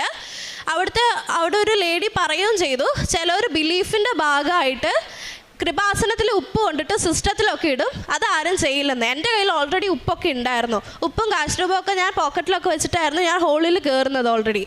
അപ്പോൾ ഞാൻ ഹോളിൽ കയറി കഴിഞ്ഞപ്പോഴത്തേക്കും എക്സാമിനർ അങ്ങോട്ട് പോകുമ്പോഴായിരിക്കും ഞാൻ ഉപ്പെടുത്ത് സിസ്റ്റത്തിലിട്ടുള്ള ടേബിളിലൊക്കെ ഞാൻ എൻ്റെ വിശ്വാസം, എൻ്റെ മാതാവിൻ്റെ കാശ്രൂപ ഉപ്പ് എൻ്റെ കയ്യിലുണ്ട്, അതിനുള്ള വിശ്വാസത്തിൽ ഞാൻ ഉപ്പൊക്കെ ഇട്ടു. അത് കഴിഞ്ഞിട്ട് നമ്മൾ കയറുമ്പോഴത്തേക്കും ലിസ്റ്റ് ചെക്ക് ചെയ്യാൻ വേണ്ടിയിട്ട് എക്സാമിനർ പേര് വിളിക്കും. ഫസ്റ്റ് പേര് വിളിച്ചപ്പോൾ എൻ്റെ നെയിം ഇല്ല. അപ്പം ഞാനോർത്ത് വിട്ടുപോയതായിരിക്കും. 3 റോ ആയിട്ടാണ് ഇരിക്കുന്നത്, അതിനകത്ത് നടുക്കത്തെ റോയിൽ ഏറ്റവും ബാക്കിലായിരുന്നു ഞാൻ. അപ്പോൾ ഫസ്റ്റ് പേര് എല്ലാവരെയും വിളിച്ചപ്പോൾ ഞാൻ ഓർത്തു എൻ്റെ വിട്ടുപോയതായിരിക്കും എന്ന് ഓർത്തു. പിന്നെ സെക്കൻഡ് ടൈമും പേര് വിളിച്ചപ്പോൾ എൻ്റെ നെയിം ഇല്ല. അപ്പോൾ ആരെയാ പേര് വിളിക്കാത്തതെന്ന് പറഞ്ഞ് കൈ പൊക്കാൻ പറഞ്ഞപ്പോഴത്തേക്കും ഞാൻ കൈ പൊക്കി. എനിക്കപ്പോഴത്തേക്കും എന്താണെന്നറിയില്ല, എനിക്ക് വിഷമമൊന്നും തോന്നിയില്ല. പക്ഷെ ബാക്കി എൻ്റെ ക്ലാസ്മേറ്റ്സ് ആയിരുന്നു ഇരിക്കുന്നവർ മൊത്തം. അത് കഴിഞ്ഞിട്ട് എക്സാമിനർ ഓരോരോ ഇൻസ്ട്രക്ഷൻസ് പറയാൻ തുടങ്ങി. അങ്ങോട്ടും ഇങ്ങോട്ടും നോക്കല്, സംസാരിക്കല്, അതിൻ്റെ കൂട്ടത്തിൽ പറയാൻ തുടങ്ങിയതായിരുന്നു. നമ്മൾ ഓരോരോ ഇപ്പോൾ ജർമ്മൻ പഠിക്കുന്നവർക്കറിയാം, നമ്മൾ ഷ്രൈബനൊക്കെ ആണെങ്കിൽ ഓരോരോ ടെംപ്ലേറ്റ് നമ്മൾ തന്നെ ക്രിയേറ്റ് ചെയ്യും, നമുക്ക് കംഫർട്ടബിൾ ആയിട്ടുള്ളത്. ആ ഒരു ടെംപ്ലേറ്റ് എഴുതിയിട്ട് ക്വസ്റ്റ്യൻ അപ്ലൈ ചെയ്താൽ തന്നെ നല്ലൊരു അത്യാവശ്യം മാർക്ക് സ്കോർ ചെയ്യാനുള്ളൊരു ഓപ്ഷൻ ഉണ്ട് നമുക്ക്. സോ ഞാൻ തന്നെ ക്രിയേറ്റ് ചെയ്തൊരു ടെംപ്ലേറ്റ്, അത് എനിക്ക് കംഫർട്ടബിൾ ആയിട്ടുള്ളൊരു ടെംപ്ലേറ്റ് ആയിരുന്നു. അപ്പോൾ എൻ്റെ ക്ലാസ്സിൽ ബാക്കോട്ട് നിൽക്കുന്ന കുറച്ച് സ്റ്റുഡൻസ് ഉണ്ടായിരുന്നു, ചെക്കന്മാർ കുറച്ച് സ്റ്റുഡൻസ് ഉണ്ടായിരുന്നു. അപ്പോൾ എന്നെ പഠിപ്പിക്കുന്ന ആൾ അവർക്കൊരു ഹെൽപ്ഫുൾ ആയിക്കോട്ടെ എന്ന് ഓർത്തിട്ട് ഞാൻ ക്രിയേറ്റ് ചെയ്ത ടെംപ്ലേറ്റ് അവർക്കും കൂടെ പഠിക്കാൻ കൊടുത്തു. അപ്പോൾ ക്ലാസ്സിലൊരു 75% എൻ്റെ കൂടെയുള്ള ക്ലാസ്മേറ്റ്സ് എൻ്റെ തന്നെ ടെംപ്ലേറ്റ് പഠിച്ചിട്ടുണ്ടായിരുന്നു. അത് കഴിഞ്ഞ് എക്സാം ഹാളിൽ നിന്നപ്പോൾ എക്സാമിനർ പറയുന്നത് ഒരേ സെൻറ്റൻസ് തന്നെ ഒന്നിൽ കൂടുതലുള്ള സിസ്റ്റത്തിൽ വന്നിട്ടുണ്ടെങ്കിൽ സിസ്റ്റം അത് ഡിക്റ്റേറ്റ് ചെയ്തിട്ട് 0 ആക്കി കളയുമെന്ന് പറഞ്ഞു. അപ്പോൾ ഞാൻ നന്ദി പറഞ്ഞ് എനിക്ക് സങ്കടം കൊണ്ടല്ല, ഞാൻ മാതാവിനോട് നന്ദിയാണ് പറഞ്ഞ് കരഞ്ഞുകൊണ്ടിരുന്നത്. കാരണം എൻ്റെ പേര് മാത്രമാണ് അതിനകത്ത് വിളിക്കാണ്ടിരുന്നത്. ഇപ്പം എൻ്റെ പേരും കൂടെ അതിനകത്ത് ഉണ്ടായിരുന്നെങ്കിൽ 0 ആയി പോയേനെ. എന്നിട്ട് ഞാൻ അവിടെ ലിറ്ററലി ഇരുന്ന് കരഞ്ഞപ്പോൾ അവിടുത്തെ എക്സാം ഹാളിലിരുന്ന എക്സാമിനറിന് ആരോടും മിണ്ടാൻ പറ്റില്ല. പക്ഷേ എൻ്റെ അടുത്ത് വന്നിട്ട്, ഞാൻ ഏറ്റവും ബാക്കിലായിരുന്നു ഇരുന്നത്, എൻ്റെ അടുത്ത് വന്നിട്ട് എൻ്റെ അടുത്ത് മുട്ടുകുത്തിയിരുന്നിട്ട് എന്നെ കംഫോർട്ട് ചെയ്തുകൊണ്ടിരിക്കുക. ആൾക്കതിൻ്റെ ഒരാവശ്യമില്ല. എനിക്ക് ആളെ അറിയില്ല, ആ സാറിന് എന്നെ അറിയില്ല. അവിടെ ഇരുന്നിട്ട് എന്നെ കംഫോർട്ട് ചെയ്തുകൊണ്ടിരിക്കുക. ആര്യയുടെ പ്രശ്നമല്ല, ഇവിടുത്തെയും പ്രശ്നമല്ല, അത് ജർമ്മനിയിൽ അവിടുത്തെ എക്സാം സെൻറ്ററിൽ ആര്യയുടെ പേര് വരാത്തതിൻ്റെ കുഴപ്പമാണ്. അപ്പോഴേ ഞാൻ പറഞ്ഞു എനിക്ക് സങ്കടമൊന്നുമില്ല, പക്ഷേ ചോദിച്ചു സ്പീക്കിംഗ് ഇന്ന് അറ്റൻഡ് ചെയ്യാൻ പറ്റുമെന്ന് പറഞ്ഞു. ആഫ്റ്റർ 2 PM സ്പീക്കിംഗ് അറ്റൻഡ് ചെയ്യാൻ പറ്റുമെന്ന് പറഞ്ഞു. അത് കഴിഞ്ഞ് ഒരു ലഞ്ച് ബ്രേക്ക് ഉണ്ടായിരുന്നു, 1/2 hour. അപ്പോൾ ഞാനാണെങ്കിൽ പുറത്തിറങ്ങിയ ആ ഒരു ടൈമിൽ ഈ സാറ് അങ്ങോട്ടും ഇങ്ങോട്ടും കിടന്ന് ഓടുന്നുണ്ട്. അപ്പോഴത്തേക്ക് അമ്മേനെ വിളിച്ചു. എൻ്റെ അമ്മ മാത്രമേ പേരൻ്റായിട്ട് വന്നുള്ളൂ. അമ്മയാണെങ്കിൽ പുറത്തിരുന്നിട്ട് എപ്പോഴും ജപമാല ചൊല്ലിക്കൊണ്ടിരിക്കും. ഞാൻ എവിടെ എക്സാമിന് പോയാലും എൻ്റെ കൂടെ വന്നിട്ട് എപ്പോഴും അമ്മ ജപമാല ചൊല്ലിക്കൊണ്ട് പുറത്തിരിക്കുക ചെയ്യുന്നത്. അപ്പോൾ അമ്മയ്ക്ക് പെട്ടെന്ന് ടെൻഷൻ കയറി. ഞങ്ങൾ ഓൾറെഡി റിട്ടേൺ ടിക്കറ്റൊക്കെ ബുക്ക് ചെയ്തതായിരുന്നു. അപ്പോൾ സാറ് പറഞ്ഞ് മനസ്സിലാക്കി, ഒരു ദിവസം കൂടെ സ്റ്റേ ചെയ്യേണ്ടി വരും എന്ന് പറഞ്ഞ് മനസ്സിലാക്കി. അത് കഴിഞ്ഞ് അന്ന് രാത്രി ഞാൻ സ്റ്റേ ചെയ്ത് റീഡിംഗ് ഒക്കെ ആണെങ്കിലും അറിയാം, നമ്മൾ ആദ്യം കുറേ പ്രാക്ടീസ് ചെയ്യാനുള്ള കുറേ മെറ്റീരിയൽസ് നമുക്കുണ്ട്. സോ അത് ഞാൻ പ്രാക്ടീസ് ചെയ്ത് അന്ന് രാത്രി തന്നെ ഇരുന്ന് ഞാൻ കുറേ പ്രാക്ടീസ് ചെയ്തു, റിവൈൻഡ് ചെയ്തു, കുറേ ക്വസ്റ്റ്യൻസ് വർക്കൗട്ട് ചെയ്തുകൊണ്ടിരുന്നു. അത് കഴിഞ്ഞ് പിറ്റേ ദിവസം രാവിലെ ഈ സാർ എന്നെ വിളിച്ച്, സാറും അവിടുത്തെ ഡയറക്ടറും തമ്മിലുള്ള ചാറ്റ് കാണിച്ചുകൊണ്ടിരിക്കുക. ഹീ ലിറ്ററലി എനിക്ക് വേണ്ടിയിട്ട് റിക്വസ്റ്റ് ചെയ്തു. എന്നെ അറിയുക പോലും ഇല്ല ആൾക്ക്, പക്ഷേ എനിക്ക് വേണ്ടിയിട്ട് റിക്വസ്റ്റ് ചെയ്ത് താങ്ക് ഗോഡ് എന്നൊക്കെ പറഞ്ഞിട്ടുള്ള മെസ്സേജ് എനിക്ക് കാണിച്ചു തന്നു ആ സാറ്. ആൻഡ് എനിക്ക് അന്ന് റൈറ്റിങ്ങിൻ്റെ എക്സാമിന് കയറി കഴിഞ്ഞപ്പോഴത്തേക്ക് എൻ്റെ സിസ്റ്റം അന്ന് ഓപ്പൺ ആയിട്ട് ഞാൻ ഫസ്റ്റ് കാണുന്ന ക്വസ്റ്റ്യൻ ഞാൻ തലേന്ന് രാത്രി പഠിച്ചതാണ്. തലേന്ന് രാത്രി ഞാൻ റിവൈൻഡ് ചെയ്ത ക്വസ്റ്റ്യൻസ് ആയിരുന്നു എനിക്ക് സിസ്റ്റത്തിൽ വന്നത്.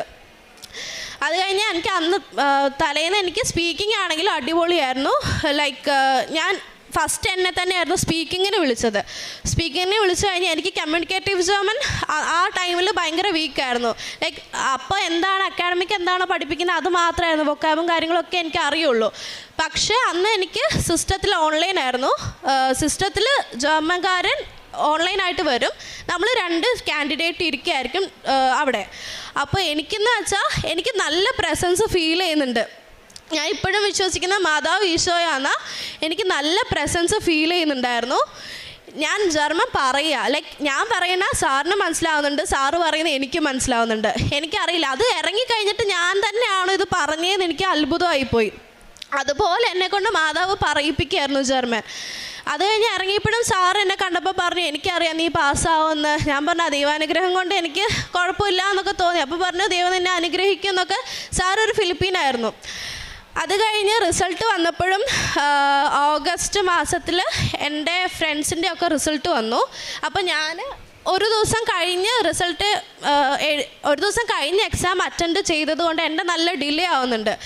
അപ്പോൾ ഈ 19th എഴുതിയ സ്റ്റുഡൻസിൻ്റെ റിസൾട്ട് ഓൾറെഡി വന്നു. അപ്പോൾ പിള്ളേരുടെയൊക്കെ റിസൾട്ട് കുറേ പേരുടെ വന്നപ്പോഴത്തേക്കും എൻ്റെ ഒരു ബെസ്റ്റ് ഫ്രണ്ടിൻ്റെയും പേര് അതിനകത്തുണ്ടായിരുന്നു. ഒരു 6 പേരുടെ പേര് ചീറ്റിംഗ് ലിസ്റ്റിൽ വന്നിട്ട് അങ്ങനെ കിടക്കുക. അതായത് ഞാനും കൂടെ അറ്റൻഡ് ചെയ്യേണ്ടതായിരുന്നു ആ 19th എക്സാം. അവിടെ നിന്നാണ് മാതാവ് ഈശോയും കൂടെ എന്നെ എടുത്തിട്ട് 20th എക്സാം അറ്റൻഡ് ചെയ്യിപ്പിച്ചത്. 19th എഴുതിയ സ്റ്റുഡൻസിൻ്റെ ഒക്കെ ചീറ്റിംഗ് ലിസ്റ്റിലും പേര് വന്നു. അവർക്ക് ഇനി ആ ഒരു മാർക്ക് ഒന്നിലും കാൽക്കുലേറ്റ് ചെയ്യാൻ പറ്റത്തില്ല. ഇവൻ പാസ് മാർക്ക് ഉണ്ടെങ്കിൽ പോലും ചീറ്റിംഗ് ലിസ്റ്റിൽ പേര് വന്നു അവരുടെ. അതിനകത്തു നിന്നാണ് മാതാവ് എന്നെ രക്ഷിച്ചത്. അവരുടെ റൈറ്റിംഗ് ആണെങ്കിലും 0 ആയിട്ട് കിടക്കുകയായിരുന്നു. കാരണം എൻ്റെ കുറേ പേര് പഠിച്ചിട്ടുണ്ടായിരുന്നു. സോ അതെല്ലാവരും കൂടെ എഴുതിയപ്പോഴത്തേക്കും 0 ആയി. അത് കഴിഞ്ഞ് എക്സാം പാസ്സായി. എനിക്ക് ഓഗസ്റ്റ് 7th എൻ്റെ റിസൾട്ട് വരുന്നത്. എൻ്റെ മിക്ക കാര്യങ്ങളും എൻ്റെ എക്സാം ആണെങ്കിലും ഒന്നെങ്കിൽ 7ാം തീയതി അല്ലെങ്കിൽ അല്ലെങ്കിൽ ചൊവ്വാഴ്ച, ഈ ഒരു 7-ാം തീയതി ചൊവ്വാഴ്ച വെച്ചിട്ടായിരിക്കും എൻ്റെ എല്ലാ നല്ല കാര്യങ്ങളും നടക്കുന്നത്. റിസൾട്ട് വരുന്നത്, എക്സാമിന് പോകുന്നത്, അങ്ങനത്തെ ഒക്കെ കാര്യങ്ങൾ. അത് കഴിഞ്ഞിട്ട് ഞാൻ പഠിച്ചിറങ്ങിയ ഉടനെ തന്നെ എനിക്ക് ജർമ്മൻ ട്യൂട്ടറായിട്ട് ഇൻസ്റ്റിറ്റ്യൂട്ടിൽ കയറാനുള്ള ഭാഗ്യം അമ്മ മാതാവ് തന്നിട്ടുണ്ട്. പിന്നെ ജനുവരി മാസത്തിൽ ഞാൻ direct interview for April intake ഞാൻ അറ്റൻഡ് ചെയ്തിട്ടുണ്ടായിരുന്നു. അതൊരു ഡയറക്റ്റ് ഇൻ്റർവ്യൂ ആയിരുന്നു. ആ ഇൻ്റർവ്യൂ അറ്റൻഡ് ചെയ്ത് കഴിഞ്ഞപ്പോഴത്തേക്ക് എനിക്ക് നല്ല ഉറപ്പാണ്, കാരണം അത് അടിപൊളി ഇൻ്റർവ്യൂ ആയിരുന്നു. കിട്ടുമെന്ന് നല്ല ഉറപ്പാണ്, നമുക്ക് പാസ്സാവുമെന്നൊക്കെ നല്ല ഉറപ്പാണ്. അതും നല്ലൊരു സ്ഥലത്തേക്കായിരുന്നു, ഡോഷ് റെഡ് ക്രോസിൻ്റെ ജർമ്മനിയിലുള്ള റെഡ് ക്രോസിൻ്റെ ഒരു ഇതായിരുന്നു, ഹൗസ് ബിൽഡിംഗ് ഒരു ഇതായിരുന്നു, അത് പ്രോഗ്രാമായിരുന്നു. അപ്പോൾ കിട്ടുമെന്ന് ഉറപ്പായിരുന്നു. റിസൾട്ട് വന്നപ്പോഴത്തേക്കും നമ്മൾ ഗ്രൂപ്പിലിടും ഓരോരോ റിസൾട്ട്. നോക്കിയപ്പോഴത്തേക്കും വേറെ ഒരു ഏജൻസി ഉണ്ടായിരുന്നു, ആ ഏജൻസിയിലെ പിള്ളേരുടെ മാത്രം പേരായിരുന്നു ആ ലിസ്റ്റിലുണ്ടായിരുന്നത്. ഞങ്ങളുടെ പേര്, എൻ്റെ ഫ്രണ്ടും ഇൻ്റർവ്യൂ അറ്റൻഡ് ചെയ്തിട്ടുണ്ടായിരുന്നു, ഞങ്ങളുടെ 6ടെയും പേര് അതിനകത്തില്ലായിരുന്നു. ഓൾറെഡി അവർക്ക് ടൈപ്പുള്ള ഇൻസ്റ്റിറ്റ്യൂട്ട് ഏജൻസി ആയിട്ടുള്ള പിള്ളേരെയായിരുന്നു അവർ സെലക്ട് ആക്കിയിട്ടുണ്ടായിരുന്നത്. ഭയങ്കര മെൻ്റലി അപ്പോഴും ഭയങ്കര ഡൗൺ ആയിപ്പോയ മൊമെൻ്റ് ആയിരുന്നു. കാരണം ഞാൻ 2023 12th പാസ് ഔട്ട് ആയത്, ഓൾറെഡി 2026 ആയി. എൻ്റെ കുറേ ടൈം അങ്ങനെ എക്സാമിൻ്റെ അതും ഇതൊക്കെ ആയിട്ട് പോയിട്ടുണ്ട്. എനിക്ക് പിന്നെയും ഇനിയും സെപ്റ്റംബർ വരെ ഞാൻ വെയിറ്റ് ചെയ്ത് നിൽക്കണം മാതാവേന്ന് ഞാൻ അവിടെ ഇരുന്ന് കരഞ്ഞാണ് ഞാൻ പ്രാർത്ഥിച്ചത്. ലൈക്ക് ചങ്ക് പൊട്ടി കരയുക എന്നൊക്കെ പറഞ്ഞാൽ ഒരവസ്ഥ, രാത്രി ഉറക്കമില്ല, അങ്ങനെയൊക്കെ ഭയങ്കര.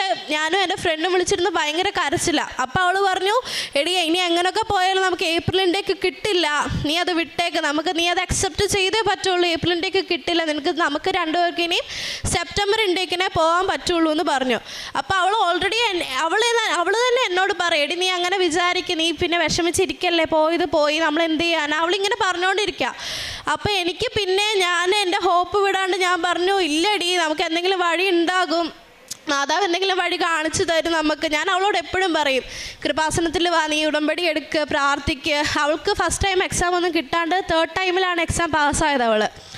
അപ്പോൾ അവളാണെങ്കിൽ ഇങ്ങനെ കുറേ ആഡൊക്കെ കുറേ ന്യൂസൊക്കെ കണ്ടിട്ട് അവൾ എന്നോട് പറഞ്ഞു, എടി അവിടെയൊക്കെ നീ എന്താ അവർ ഈ പത്രമൊക്കെ കൊടുക്കാൻ പറയുന്നുണ്ട്, അതൊക്കെ എനിക്ക് തോന്നുന്നില്ല, നമ്മൾ ഈശോനെ പ്രാർത്ഥിച്ചാൽ പോരെ, അങ്ങനെയൊക്കെ അവൾ കുറേ കേട്ട കാര്യങ്ങൾ പറയുന്നുണ്ട്. അപ്പം ഞാനതൊക്കെ തിരുത്തി കൊടുക്കും, എടി നീ അങ്ങനെയൊന്നും അല്ല പറയണ്ട, നീ അവിടെ പോയി മാധവനോട് പ്രാർത്ഥിക്കും, നീ ഇതൊക്കെ ഞാൻ ഇവളോട് പറയുന്നുണ്ട്, ഇങ്ങനെ എപ്പോഴും ഞാൻ പറയും.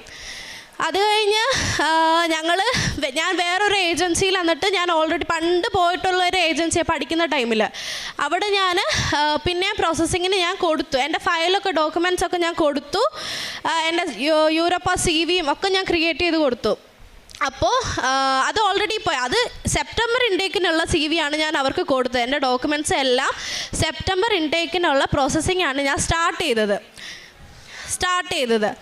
അപ്പോൾ ഒരു ദിവസം എന്നെ ഞങ്ങളുടെ അവിടുത്തെ മാമാണെങ്കിൽ രാവിലെ വിളിച്ചിട്ട് ഒരു 9:30 ഒക്കെ കഴിഞ്ഞപ്പോഴത്തേക്കും അവിടുത്തെ മാമാണെങ്കിൽ എന്നെ രാവിലെ വിളിച്ചിട്ട് പറഞ്ഞു, ആര്യ ഏപ്രിൽ പോകാൻ റെഡിയാണോ എന്ന്. ഞാൻ എന്നിട്ട് ഉറക്കത്തിലാണ്, ഞാൻ ഫോണൊന്നും കൂടെ നോക്കി, ഇത് സ്വപ്നമാണോ എന്നൊക്കെ അറിയാൻ ഫോണൊന്നും കൂടെ നോക്കി. മാം പറഞ്ഞു, ആര്യ ഏപ്രിൽ പോകാൻ റെഡിയാണ്, നമുക്കൊരു 3 സീറ്റ് വേക്കൻസി വന്നിട്ടുണ്ട്, അവർക്ക് അർജൻറ്റായിട്ട് സ്റ്റുഡൻസിനെ വേണമെന്ന് പറഞ്ഞു. ഞാൻ അന്ന് രാത്രി ഞാൻ ചങ്ക് പൊട്ടി കരഞ്ഞിട്ടാണ് കിടന്നത്. എനിക്ക് സെപ്റ്റംബർ ഇൻടേക്കിന് പോകാൻ വയ്യ, കാരണം അത്രയും ടൈം കുറച്ചും കൂടെ കിടക്കുക, 7 മാസം നിയർലി ഇനിയുണ്ട്, 7 മാസം എനിക്ക് വയ്യ നിൽക്കാൻ എന്നൊക്കെ പറഞ്ഞ് ഞാൻ കുറേ കരഞ്ഞതാണ് മാതാവിനെ ഈശോനെ വിളിച്ചിട്ട്. പിറ്റേ ദിവസം രാവിലെയാണ് എനിക്ക് മാം ഇങ്ങനെ വിളിച്ചിട്ട് പറയുന്നത്, 3 സീറ്റ് ഉണ്ട്, ആര്യ റെഡിയാണോ പോകാൻ. അപ്പം ഞങ്ങൾ ഓൾറെഡി മാതാവ് അനുഗ്രഹിച്ച് പൈസയൊക്കെ ഈ ജനുവരിയിലത്തേക്ക് പോകണമല്ലോ, ജനുവരിയിലത്തേക്ക് എന്തായാലും ഡയറക്റ്റ് ഇൻ്റർവ്യൂ അറ്റൻഡ് ചെയ്തപ്പോൾ അപ്പം തന്നെ ക്യാഷ് കൊടുക്കണമായിരുന്നു. അപ്പോൾ ഓൾറെഡി പൈസ അങ്ങനെ കുറച്ച് സെറ്റാക്കി വെച്ചിട്ടുണ്ടായിരുന്നു. അപ്പം ഞാനിങ്ങനെ മാമിനോട് പറഞ്ഞു. അത് കഴിഞ്ഞിട്ട് മാം പറയുന്നത്, ആര്യ വിത്തൗട്ട് ഇൻ്റർവ്യൂ ആയിരിക്കും, ഇൻ്റർവ്യൂ ഉണ്ടാവില്ല എന്ന് പറഞ്ഞു. ഞാനപ്പോഴത്തേക്ക് എഴുന്നേറ്റിട്ട് ഞാൻ പറഞ്ഞു, ഓക്കെ മാം, ലൈക്ക് മാം എന്നോട് പറഞ്ഞ ചിലപ്പോൾ റിക്രൂട്ടറായിട്ട് എന്തെങ്കിലും ഒരു ഇൻ്റർവ്യൂ ഉണ്ടാവുള്ളൂ, അല്ലാണ്ട് സ്കൂളായിട്ടോ എംപ്ലോയറായിട്ടോ ഒരു ഇൻ്റർവ്യൂ ഉണ്ടാവില്ല, കാരണം അവർക്ക് അതിനുള്ള ടൈമില്ല. ഞാൻ അപ്പോഴത്തേക്കും ജോസഫ് അച്ഛൻ എപ്പോഴും ധ്യാനത്തിൽ പറയും, മാതാവ് സമയ ചുരുക്കം നടത്തുന്ന മാതാവ് എന്ന് എപ്പോഴും പറയും. ഞാൻ ശരിക്കും അത് അനുഭവിച്ചൊരു ദിവസമായിരുന്നു അന്ന്. രാവിലെ ഉറക്കത്തിന് എഴുന്നേറ്റാണ് എന്നോട് പറയുന്നത് ഏപ്രിലിൽ പോകാൻ റെഡിയാണോ എന്നൊക്കെ. ഞാൻ അപ്പോഴത്തേക്കും അമ്മേനോട് പറഞ്ഞപ്പോഴത്തേക്കും അമ്മയ്ക്കും ഭയങ്കര സന്തോഷമായി. അത് കഴിഞ്ഞിട്ട് കാരണം എൻ്റെ ഫയൽ ഓൾറെഡി ഞാൻ ഡോക്യുമെൻറ്റേഷനൊക്കെ അവർ ചെയ്ത് വെച്ചേക്കായിരുന്നു. അപ്പോൾ സിമ്പിളായിട്ട് എൻ്റെ ഫയലും എടുത്ത് കൊടുത്തു അവർക്ക്. വിത്തിൻ 1 ഡേ എനിക്കെൻ്റെ കോൺട്രാക്റ്റ് കിട്ടി. വിത്തൗട്ട് ഇൻ്റർവ്യൂ എനിക്കെൻ്റെ കോൺട്രാക്റ്റ് മാതാവ് എനിക്ക് തന്നു. അവിടുത്തെ എംപ്ലോയർ സൈഡിൽ നിന്നും സ്കൂളിൻ്റെ സൈഡിൽ നിന്നൊക്കെ എനിക്ക് കോൺട്രാക്റ്റ് തന്നു. ഞാൻ നോക്കിയപ്പോൾ അതും റെഡ് ക്രോസിൻ്റെയാണ്. ഞാൻ സ്കൂൾ ടൈമിൽ റെഡ് ക്രോസിനൊക്കെ ഭയങ്കര ആക്റ്റീവായിട്ടുള്ള മെമ്പറായിരുന്നു. ഞാൻ നോക്കിയപ്പോൾ അതും റെഡ് ക്രോസിൻ്റെ. ആൻഡ് അതിനകത്ത് മെൻഷൻ ചെയ്തിരിക്കുന്ന സ്റ്റൈഫൻഡ് ആണെങ്കിലും യൂഷ്വലി 3 ഇയേഴ്സ് ഉണ്ട്. അപ്പോൾ ഈ 3rd ഇയറിൽ കിട്ടുന്ന സ്റ്റൈഫൻഡാണ് എനിക്ക് ഫസ്റ്റ് ഇയറിൽ അവിടെ കിട്ടുന്നത്. അതിന് മാതാവിനോട് ഞാൻ കുറേ നന്ദി പറഞ്ഞ് പ്രാർത്ഥിച്ചിട്ടുണ്ട്. ആൻഡ് പിന്നെ വിസയ്ക്ക് വെച്ചപ്പോഴാണെങ്കിലും പെട്ടെന്ന് തന്നെ വിസയ്ക്ക് എനിക്ക് എവിടെ നിന്നൊക്കെ എനിക്ക് സഹായം വരുന്നതെന്ന് അറിയില്ല. ഞാനൊന്നും അറിഞ്ഞില്ല ആക്ച്വലി. എൻ്റെ ഫയലൊക്കെ അവർ തന്നെയാണ്, എനിക്കൊന്നും അറിയേണ്ടി വന്നിട്ടില്ല. വിസയ്ക്ക് വെക്കാം അവർ പറഞ്ഞു അവിടെ പോയി ചെയ്യണം, ഞാൻ അതുപോലെ ചെയ്തു, വിസയ്ക്ക് വെച്ചു. അത് കഴിഞ്ഞ് എൻ്റെ കൂടെയുള്ളവർ ഈ കഴിഞ്ഞ ആഴ്ച കൂടെയുള്ളവർ കയറിപ്പോയി. അതായത് 28th or 27th എൻ്റെ കൂടെയുള്ളവർ ജർമ്മനിയിലേക്ക് കയറിപ്പോയി. അവർക്ക് വിസ നേരത്തെ വന്നു. എൻ്റെ മാത്രം അതായത് 3 പേരുണ്ട്, അതിനകത്ത് 2 പേരുടെ വിസ നേരത്തെ വന്നിട്ട് അവർ കയറിപ്പോയി. അപ്പോൾ മാമും സാറും പറയുന്നുണ്ട് ആര്യ പാനിക് ആവല്ല്, അവർ ഓൾറെഡി അവർക്ക് പോയേ പറ്റുള്ളൂ, ആര്യനെ ഞങ്ങൾ പുറകെ ഉടനെ തന്നെ വിടാമെന്ന് പറഞ്ഞു. എനിക്ക് അപ്പോഴത്തേക്കും മെൻ്റലി എനിക്ക് ഭയങ്കര ബുദ്ധിമുട്ട്, എനിക്ക് പാനിക് അറ്റാക്ക് വരുന്ന അങ്ങനെ കുറേ ഇഷ്യൂസ് എനിക്കുണ്ടായി. ഞാൻ അപ്പോഴും ഈശോനെ വിളിച്ചിട്ട് കരഞ്ഞ് പ്രാർത്ഥിക്കും, വചനപ്പെട്ടി എടുക്കും. അവിടുന്ന് എനിക്ക് കിട്ടുന്ന വചനങ്ങളൊക്കെ എനിക്ക് എൻ്റെ ഈശോ അതിൽ കൂടെ എനിക്ക് സംസാരിക്കാൻ തോന്നിയിട്ടുണ്ട്. ഞാൻ ഫോണിൽ എനിക്ക് വചനങ്ങൾ കിട്ടും, അതിനകത്ത് ഓരോന്നും വരുന്നതും God is with her, she will not fail. ഇതൊക്കെയാണ് എനിക്ക് കിട്ടിക്കൊണ്ടിരിക്കുന്നത്. Because of your faith it will happen. ഇതൊക്കെയാണ് എനിക്ക് ഓരോ തവണ എനിക്ക് ഈശോ എന്നോട് സംസാരിക്കുന്ന പോലെയാണ് ഓരോ വചനത്തിൽ കൂടെ എനിക്ക് തോന്നിയിട്ടുള്ളത്. അത് കഴിഞ്ഞ് ഞാൻ ഈ തിങ്കളാഴ്ച അപ്പോൾ അവർ പിള്ളേർ കയറിപ്പോയപ്പോഴും ഞാൻ അവിടെ ഇരുന്ന് എനിക്ക് കരച്ചിൽ നിർത്താൻ പറ്റുന്നില്ല. ഞാൻ കരയുന്നത് കണ്ടിട്ട് അമ്മ ചങ്ക് പൊട്ടിക്കരയും. എൻ്റെ കൊച്ചിനെ ഒറ്റയ്ക്ക് ഇട്ടിട്ട് അവർ പോയില്ല മാതാവ്, എൻ്റെ കുഞ്ഞിനെ എന്തിനാ ഒറ്റയ്ക്കാക്കിയേ എന്നൊക്കെ പറഞ്ഞിട്ട് അമ്മ ഭയങ്കര കരച്ചിൽ. എനിക്ക് മറ്റുള്ളവർ കരയുന്ന കാണുമ്പോഴത്തേക്ക് എനിക്ക് ഭയങ്കര വിങ്ങലാണ്. എനിക്ക് ഭയങ്കര വിങ്ങലാണ്. അപ്പോഴത്തേക്കും അമ്മയാണെങ്കിൽ അവിടുന്ന് ഭയങ്കര പ്രാർത്ഥനയും കരച്ചിലും ഒക്കെ. തിങ്കളാഴ്ചയാണിത്. അപ്പോഴത്തേക്കും എൻ്റെ വേറൊരു VFSൻ്റെ അവിടെ പോയപ്പോഴും എനിക്കൊരു ഫ്രണ്ടിനെ കിട്ടിയിട്ടുണ്ടായിരുന്നു. അവൾ ഹൗസ് ബിൽഡിങ്ങിനല്ല വേറൊരു കോഴ്സിന്, അവൾക്കും ഇതുപോലെ വിസ വന്നിട്ടില്ല. അപ്പം ഞാൻ അവളോട് പറഞ്ഞു, എടി ഈ ആഴ്ച തന്നെ മാതാവ് എന്തെങ്കിലും ഒരു അത്ഭുതം ഉണ്ടാക്കും, നിനക്കും എനിക്ക് ഒരുമിച്ച് തന്നെ വിസ വരുമെന്ന് പറഞ്ഞു. അതുപോലെ തന്നെ ചൊവ്വാഴ്ച ഞാനൊരു 10:30 ആയപ്പോഴത്തേക്കും, ചൊവ്വാഴ്ച ധ്യാനം കൂടാൻ വേണ്ടിയിട്ട് ഞാനിങ്ങനെ TV ഒക്കെ ഓണാക്കാൻ നിൽക്കുമായിരുന്നു. കറക്റ്റ് 10:30 ആയപ്പോഴത്തേക്ക് എനിക്ക് അവിടുന്ന് ബാംഗ്ലൂരിൽ നിന്ന് എൻ്റെ പാസ്പോർട്ടും കാര്യങ്ങളൊക്കെ ഡിസ്പാച്ച് ആയെന്ന് പറഞ്ഞൊരു മെസ്സേജും മെയിലും എനിക്ക് വന്നു. അതേ സമയം തന്നെ എനിക്ക് ആ VFSയിൽ നിന്ന് പരിചയപ്പെട്ട കൊച്ചിനും ഇതുപോലെ ഡിസ്പാച്ച് ആയെന്ന് പറഞ്ഞിട്ടുള്ള മെയിലും കാര്യങ്ങളൊക്കെ വന്നു. ലൈക്ക് എന്നെ അവിടെ അമ്മ കരഞ്ഞ് പ്രാർത്ഥിച്ചത് എന്നെ അവിടെ ഒറ്റയ്ക്കാക്കിയെന്നായിരുന്നു അമ്മ അവിടെ കരഞ്ഞ് പ്രാർത്ഥിച്ചത്. അപ്പോൾ VFSയിൽ നിന്ന് ചിലപ്പോൾ അവളുടെ കൂടെ പോകാനായിരിക്കും മാതാവ് വിധിച്ചിട്ടുണ്ടാവുക. അവൾക്കും ആ സെയിം ഡേറ്റിൽ തന്നെ മെയിൽ വന്നു. അത് കഴിഞ്ഞിട്ട് ഇന്നലെയാണ് എനിക്ക് എൻ്റെ വിസ കിട്ടിയത്. ഇന്നലെ വിസ കിട്ടിയപ്പോൾ അവൾ തൃശ്ശൂരുള്ള കൊച്ചാണ്. അവൾക്കാണ് ആദ്യം വന്നത്. അവൾ പറഞ്ഞു, എടി അവൾക്ക് ഫസ്റ്റ് ഓൾറെഡി റിജക്ഷൻ വന്നത് ഒരു തവണ. ഞാൻ അവളെയും കൂടെ വെച്ചിട്ടാണ് മാതാവിനോട് പ്രാർത്ഥിക്കുന്നത്, മാതാവേ ആ കൊച്ചിനോട് കിട്ടണേ, അവൾക്ക് ഫസ്റ്റ് ഒന്നാമത്തെ റിജക്ഷൻ വന്നത് അവൾക്കും കൂടെ കിട്ടണേ, ഞങ്ങൾക്ക് ഒരുമിച്ച് പോകാൻ പറ്റണേന്നായിരുന്നു ഞാൻ പ്രാർത്ഥിച്ചുകൊണ്ടിരുന്നത്. അത് കഴിഞ്ഞിട്ട് ഇന്നലെ എനിക്കും പാസ്പോർട്ട് വന്നപ്പോൾ എനിക്കും വിസ വന്നിട്ടുണ്ട്. അത് 7ാമത്തെ പേജിൽ എൻ്റെ മാതാവ് എനിക്ക് വിസ അടിച്ച് തന്നിട്ടുണ്ട്. ഇന്നലെ അപ്പം തന്നെ ഞങ്ങൾ ഫ്ലൈറ്റൊക്കെ ബുക്ക് ചെയ്ത്, ഞങ്ങൾ ഒരുമിച്ചാണ് ഫ്ലൈറ്റ് ബുക്ക് ചെയ്തത്. ഒരേ സ്ഥലത്തേക്കാണ് ഞങ്ങൾ ഫ്ലൈറ്റിൽ പോയി ഇറങ്ങുന്നത്. ഇത്ര അനുഗ്രഹം തന്ന അമ്മ മാതാവിന് ഈശോയ്ക്കും 1000 നന്ദി പറയുന്നു. ഞാനാണെങ്കിൽ എനിക്ക് ഒട്ടും ടൈമില്ല. ഞാൻ എൻ്റെ സ്യൂട്ട് കേസ് മാത്രമേ വാങ്ങിച്ച് വെച്ചിട്ടുള്ളൂ ഓൾറെഡി. എനിക്കിനി സാധനങ്ങൾ വാങ്ങിച്ച് തുടങ്ങണം. ഞാൻ പോകുന്നത് ഈ വരുന്ന മൺഡേ May 4th ഞാൻ പോകുന്നത്. കാരണം എനിക്ക് ഉടനെ ജോയിൻ ചെയ്തേ പറ്റുള്ളൂ. ഓൾറെഡി ക്ലാസ് മാർച്ചിൽ തുടങ്ങിയ ക്ലാസ്സാണ്. എനിക്കിപ്പോഴും എന്നിട്ട് അവർ ടൈം തന്നിട്ടുണ്ട്. കാരുണ്യപ്രവൃത്തി ഞാൻ ചെയ്തത്, ഞങ്ങൾ ക്യാൻസർ വാർഡിൽ പോകുമായിരുന്നു. ഗവൺമെൻറ് ഹോസ്പിറ്റൽ എറണാകുളത്തുള്ളത്. അവിടെ ക്യാൻസർ വാർഡിൽ പോയപ്പോൾ ഒരു തവണ പോയപ്പോഴും ഒരു കൊച്ച് 18 വയസ്സുള്ള ഒരു കൊച്ചാണ്. അവളെ ആണെങ്കിൽ ഞാൻ തിരിയാൻ തുടങ്ങിയായിരുന്നു. അപ്പോൾ ആ കൊച്ചവിടെ ഒറ്റയ്ക്ക് ഇരിക്കുന്ന കണ്ടിട്ട് ഞാൻ അവരുടെ അടുത്തോട്ട് പോയപ്പോഴത്തേക്കും അവരുടെ അമ്മൂമ്മയായിരുന്നു അവരെ നോക്കിക്കൊണ്ടിരുന്നത്. അവരുടെ അച്ഛൻ മരിച്ചു പോയതാ, അവരുടെ അമ്മ ഇട്ടിട്ട് പോയതാ. ഈ അമ്മൂമ്മയാണ് ആ കൊച്ചിനെ എപ്പോഴും നോക്കിക്കൊണ്ടിരിക്കുന്നത്. അപ്പോൾ ആ കൊച്ചിന് ഭയങ്കര ഡിപ്രഷനാണ്. അവൻ്റെ തലയ്ക്കായിരുന്നു ക്യാൻസർ. അപ്പോൾ ഞാനാണെങ്കിൽ അവിടെ പിന്നെ അങ്ങോട്ട് പോകെ ദിവസം ഞാൻ ആ കൊച്ചിനെ വിസിറ്റ് ചെയ്യാൻ പോവുകയായിരുന്നു. വിസിറ്റേഴ്സ് ടൈം ഒന്നും ഇല്ലാണ്ട് എന്നെ നഴ്സുമാർ അകത്ത് കയറ്റി വിടും. എന്നിട്ട് പറയാം ആ കൊച്ചിൻ്റെ ചേച്ചി വന്നല്ലോ എന്ന് പറഞ്ഞിട്ടായിരുന്നു ആ കൊച്ചപ്പം എന്നോടായിരുന്നു പിന്നെ മിണ്ടി തുടങ്ങിയത്. ചിരിച്ച് ആ കൊച്ചിനൊരു സന്തോഷം, മുഖത്തൊരു സന്തോഷം എന്നെ കാണുമ്പോൾ. ഞാൻ അവിടെ ഇരുന്ന് അതിന് വേണ്ടിയിട്ട് ജപമാല ചൊല്ലും. ഉടമ്പടി എടുത്ത ശേഷമാണ് ഞാൻ ജപമാലയൊക്കെ പഠിച്ചു തുടങ്ങിയത്, ചൊല്ലാൻ തുടങ്ങിയതും ആൾക്കാരെ നിയോഗം വെച്ച് പ്രാർത്ഥിക്കാൻ തുടങ്ങിയതൊക്കെ. അപ്പോൾ ആ ക്യാൻസർ വാർഡിൽ ഞാൻ ഇടയ്ക്കിടയ്ക്ക് പോകും. പറ്റുന്ന ദിവസങ്ങളിലൊക്കെ ഞാൻ പോകുമായിരുന്നു. അവിടുത്തെ ആൾക്കാർക്ക് വേണ്ടി വിളിച്ച് പ്രാർത്ഥിക്കായിരുന്നു. അവർക്ക് വയറിലൊക്കെ വേദനയുള്ളവർക്ക് എൻ്റെ കയ്യിലുള്ള തൈലം ഞാൻ മാതാവിൻ്റെ പേര് ചൊല്ലി തേക്കുമ്പോഴത്തേക്കും അവർക്ക് ഭയങ്കര ആശ്വാസം. അമ്മേനോടൊക്കെ വിളിച്ച് പറഞ്ഞിട്ടുണ്ട്, കൊച്ചി ഇന്നലെ പ്രാർത്ഥിച്ചപ്പോഴത്തേക്കും എൻ്റെ വേദന മാറി എന്നൊക്കെ ഒരു ആൻറ്റിയൊക്കെ പറഞ്ഞിട്ടുണ്ട്. അതായിരുന്നു ശുശ്രൂഷയായിട്ട് കാരുണ്യപ്രവർത്തനമൊക്കെ ആയിട്ട് ചെയ്തിട്ടുള്ളത്. പിന്നെ എൻ്റെ കയ്യിലിപ്പോൾ പുറത്തുനിന്നൊക്കെ വരുമ്പോഴത്തേക്കും ക്യാഷ് ഞാൻ കയ്യിൽ വെക്കുന്നത് കുറവാണ്. അപ്പോൾ ആണെങ്കിൽ ഒരു 10 രൂപ ഉള്ളെങ്കിലും ഞാനത് എന്നോട് ഞാൻ പൈസയായിട്ട് അങ്ങനെ കൊടുക്കാറുമില്ല. പക്ഷേ ഞാൻ ഫുഡ് വാങ്ങിച്ചു കൊടുക്കും. എൻ്റെ കയ്യിലിപ്പോൾ അത്ര ഇല്ലെങ്കിൽ എൻ്റെ കയ്യിലുള്ളത് കൊണ്ടിട്ട് ഞാൻ അവർക്ക് ഫുഡ് വാങ്ങിച്ചു കൊടുക്കാറുണ്ട്. അത് ഞാൻ ഉടമ്പടിക്ക് മുന്നേയും ചെയ്യുന്നുണ്ട്. ഉടമ്പടി കഴിഞ്ഞാൽ പിന്നെ കുറച്ചും കൂടി അത് ഞാൻ ചെയ്യാൻ തുടങ്ങിയിട്ടുണ്ട്. പിന്നെ പത്രമാണെങ്കിൽ എനിക്ക് പത്രം കൊടുത്തു തീർക്കാൻ പറ്റാത്തപ്പോഴൊക്കെ ഭയങ്കര വിഷമമാണ്. ഇത് ആർക്കെങ്കിലും ഇപ്പോൾ കൊടുക്കുമ്പോഴത്തേക്കും വേണ്ട എന്ന് പറഞ്ഞ് മുഖം തിരിച്ച് പോകുമ്പോഴത്തേക്കൊക്കെ എനിക്ക് ഭയങ്കര വിഷമമാണ്. പിന്നെ കുറേ പേരൊക്കെ ഇങ്ങോട്ട് വന്ന് എനിക്ക് 2 എണ്ണം തരുമോ എന്നൊക്കെ ചോദിച്ചു കൊടുക്കുമ്പോഴത്തേക്കും ഞാൻ കൊടുക്കാറുണ്ട്.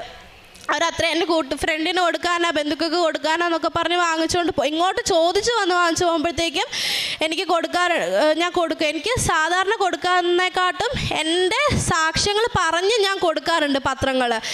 എൻ്റെ അനുഭവങ്ങൾ പറഞ്ഞ് ഞാൻ കൊടുക്കാറാണ് ശ്രമിക്കാറ് പത്രങ്ങൾ. ഇത്രയും ചെയ്തു തന്നെ ഈശോയ്ക്കും മാതാവിനും 1000 നന്ദി പറയുന്നു. യെശയ്യാ പ്രവാചകൻ്റെ പുസ്തകം 33-ാം അധ്യായം 6-ാം തിരുവചനം. അവിടെ നിന്നാണ് നിൻ്റെ ആയുസ്സിൻ്റെ ഉറപ്പ്, രക്ഷയുടെയും ജ്ഞാനത്തിൻ്റെയും അറിവിൻ്റെയും സമൃദ്ധി അവിടുന്ന് തന്നെ. അവിടുന്ന് നൽകുന്ന സമ്പത്ത് ദൈവഭക്തിയാണ്. ആര്യ എന്ന ഈ മകളുടെ പ്രത്യക്ഷീകരണ സാക്ഷ്യത്തിൽ നമുക്ക് മനസ്സിലാകുന്നത്, ആര്യ കൃത്യമായും not by merit but by grace എന്ന ഉടമ്പടി അടിസ്ഥാനത്തിലാണ് ഈ മകൾക്ക് വിസ ലഭിക്കുവാനായി പരിശുദ്ധ അമ്മയുടെ മധ്യസ്ഥതയിൽ ഈശോ വലിയ അനുഗ്രഹം പ്രാപിച്ചു കൊടുത്തതെന്ന് ഏറ്റുപറയുന്നു. ആര്യ ക്രിയേറ്റ് ചെയ്ത ടെംപ്ലേറ്റ് മറ്റുള്ളവർക്ക് വേണ്ടി കൂടി പഠിക്കാനുള്ള ഒരു സഹായമായി കൊടുത്തപ്പോൾ അതെല്ലാം ഒരു ചീറ്റിംഗ് ലിസ്റ്റിലേക്ക് വരുന്ന ഒരവസരത്തിൽ പരിശുദ്ധ അമ്മ തന്നെ ഈ മകളെ കാത്തുരക്ഷിച്ചുകൊണ്ട് നെക്സ്റ്റ് ഡേയിലേക്ക് എക്സാം ഡിലേ ആക്കിയത് നമുക്ക് ആദ്യം കേൾക്കുമ്പോൾ ഉടമ്പടി എടുത്ത ഒരു മകൾക്ക് എന്തുകൊണ്ട് ഇങ്ങനെ ഒരു 1 ഡേ ഡിലേ, മറ്റൊരു സ്ഥലത്ത് പോയി പരീക്ഷ എഴുതുമ്പോൾ എന്തുകൊണ്ട് ഇങ്ങനെ വന്നു എന്നെല്ലാം നാം ചിന്തിച്ച് ആര്യ തന്നെ വളരെ സങ്കടപ്പെട്ട ഒരവസ്ഥയിലാണ്. അവരുടെ റിസൾട്ട് വന്നപ്പോഴുണ്ടായ ഒരു 0 റിസൾട്ടിനെ കുറിച്ച് അവൾക്കറിയാൻ സാധിച്ചതും പരിശുദ്ധ അമ്മ തന്നെ എത്രമാത്രം കരുതലോടെയും ഉടമ്പടി എന്താണ്, എന്നെ എവിടെയാണ് കൊണ്ടെത്തിക്കുന്നതെന്നെല്ലാം വളരെ കൃത്യമായിട്ട് ഈ മകൾക്ക് മനസ്സിലാക്കാനായി സാധിച്ചു കൊടുത്തത് ഈ ഉടമ്പടിയാണ്. അതുപോലെ ജർമ്മൻ ട്യൂട്ടറാകാനുള്ള മകൾ പറയുന്നുണ്ട്, എനിക്ക് പലതും ഒന്നും മനസ്സിലാകുന്നില്ല, പക്ഷേ എൻ്റെ പരീക്ഷാ സമയത്ത് ജർമ്മൻസ് പറയുന്നത് എനിക്കും ഞാൻ പറയുന്നത് ജർമ്മൻസിനും മനസ്സിലാകാൻ തക്ക വിധം ഒരു വളരെ തുറവിയുള്ള ഒരു ഇൻ്റർവ്യൂ പരിശുദ്ധ അമ്മയും ഈശോയും കൂടി ഇൻ്റർവ്യൂ ടെസ്റ്റ് എക്സാം അവൾക്കുണ്ടായി എന്ന് സാക്ഷ്യപ്പെടുത്തുന്നു. അതുപോലെ തന്നെ ഏപ്രിൽ മാസത്തിൽ ഞങ്ങൾക്ക് പോകാൻ പറ്റില്ല, ഇനി അതൊരു സെപ്റ്റംബറിലേക്ക് മാത്രമേ പോകാൻ സാധിക്കൂ.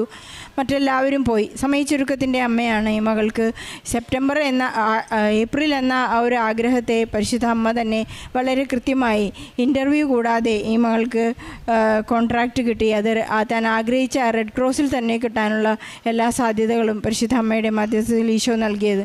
നമുക്ക് ഈ സാക്ഷ്യത്തെ വിലയിരുത്തുമ്പോൾ ഈ മകൾ 60 മേനി കൊയ്ത ഒരു സാക്ഷ്യത്തെ സാക്ഷ്യത്തെക്കുറിച്ച് നമുക്ക് മനസ്സിലാകും.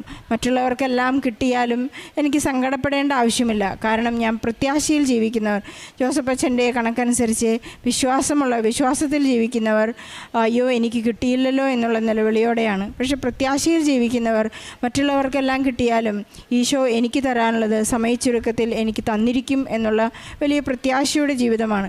നമ്മൾ അതിൽ നിന്ന് ഉയരേണ്ടത് 100 മേനിയിലേക്കാണ്. 100 മേനി വിളവ് എന്ന് പറഞ്ഞാൽ അത് സ്നേഹം. ഈശോ എൻ്റെ കൂടെയുണ്ടെങ്കിൽ എനിക്ക് ഭൗതിക ആവശ്യങ്ങളുടെ യാതൊരു നിയോഗങ്ങളുടെയും ആവശ്യമില്ല. എനിക്ക് ഈശോ എല്ലാം തരും. ഈശോ ആണ് എൻ്റെ പ്രയോറിറ്റി എന്നുള്ള ഒരു ലെവലിലേക്ക് നാം എത്തേണ്ടതാണ് ഉടമ്പടി എന്ന് നമുക്ക് ഓർമ്മിച്ചെടുക്കണം. ഈശോ നൽകിയ എല്ലാ അനുഗ്രഹങ്ങൾക്കും കൃപകൾക്കും ആര്യയ്ക്ക് ലഭിച്ച അനുഗ്രഹത്തോടൊപ്പം നമുക്ക് നമ്മുടെ എല്ലാ സങ്കടങ്ങളെയും പ്രതിസന്ധികളെയും ഈ സാക്ഷ്യത്തോട്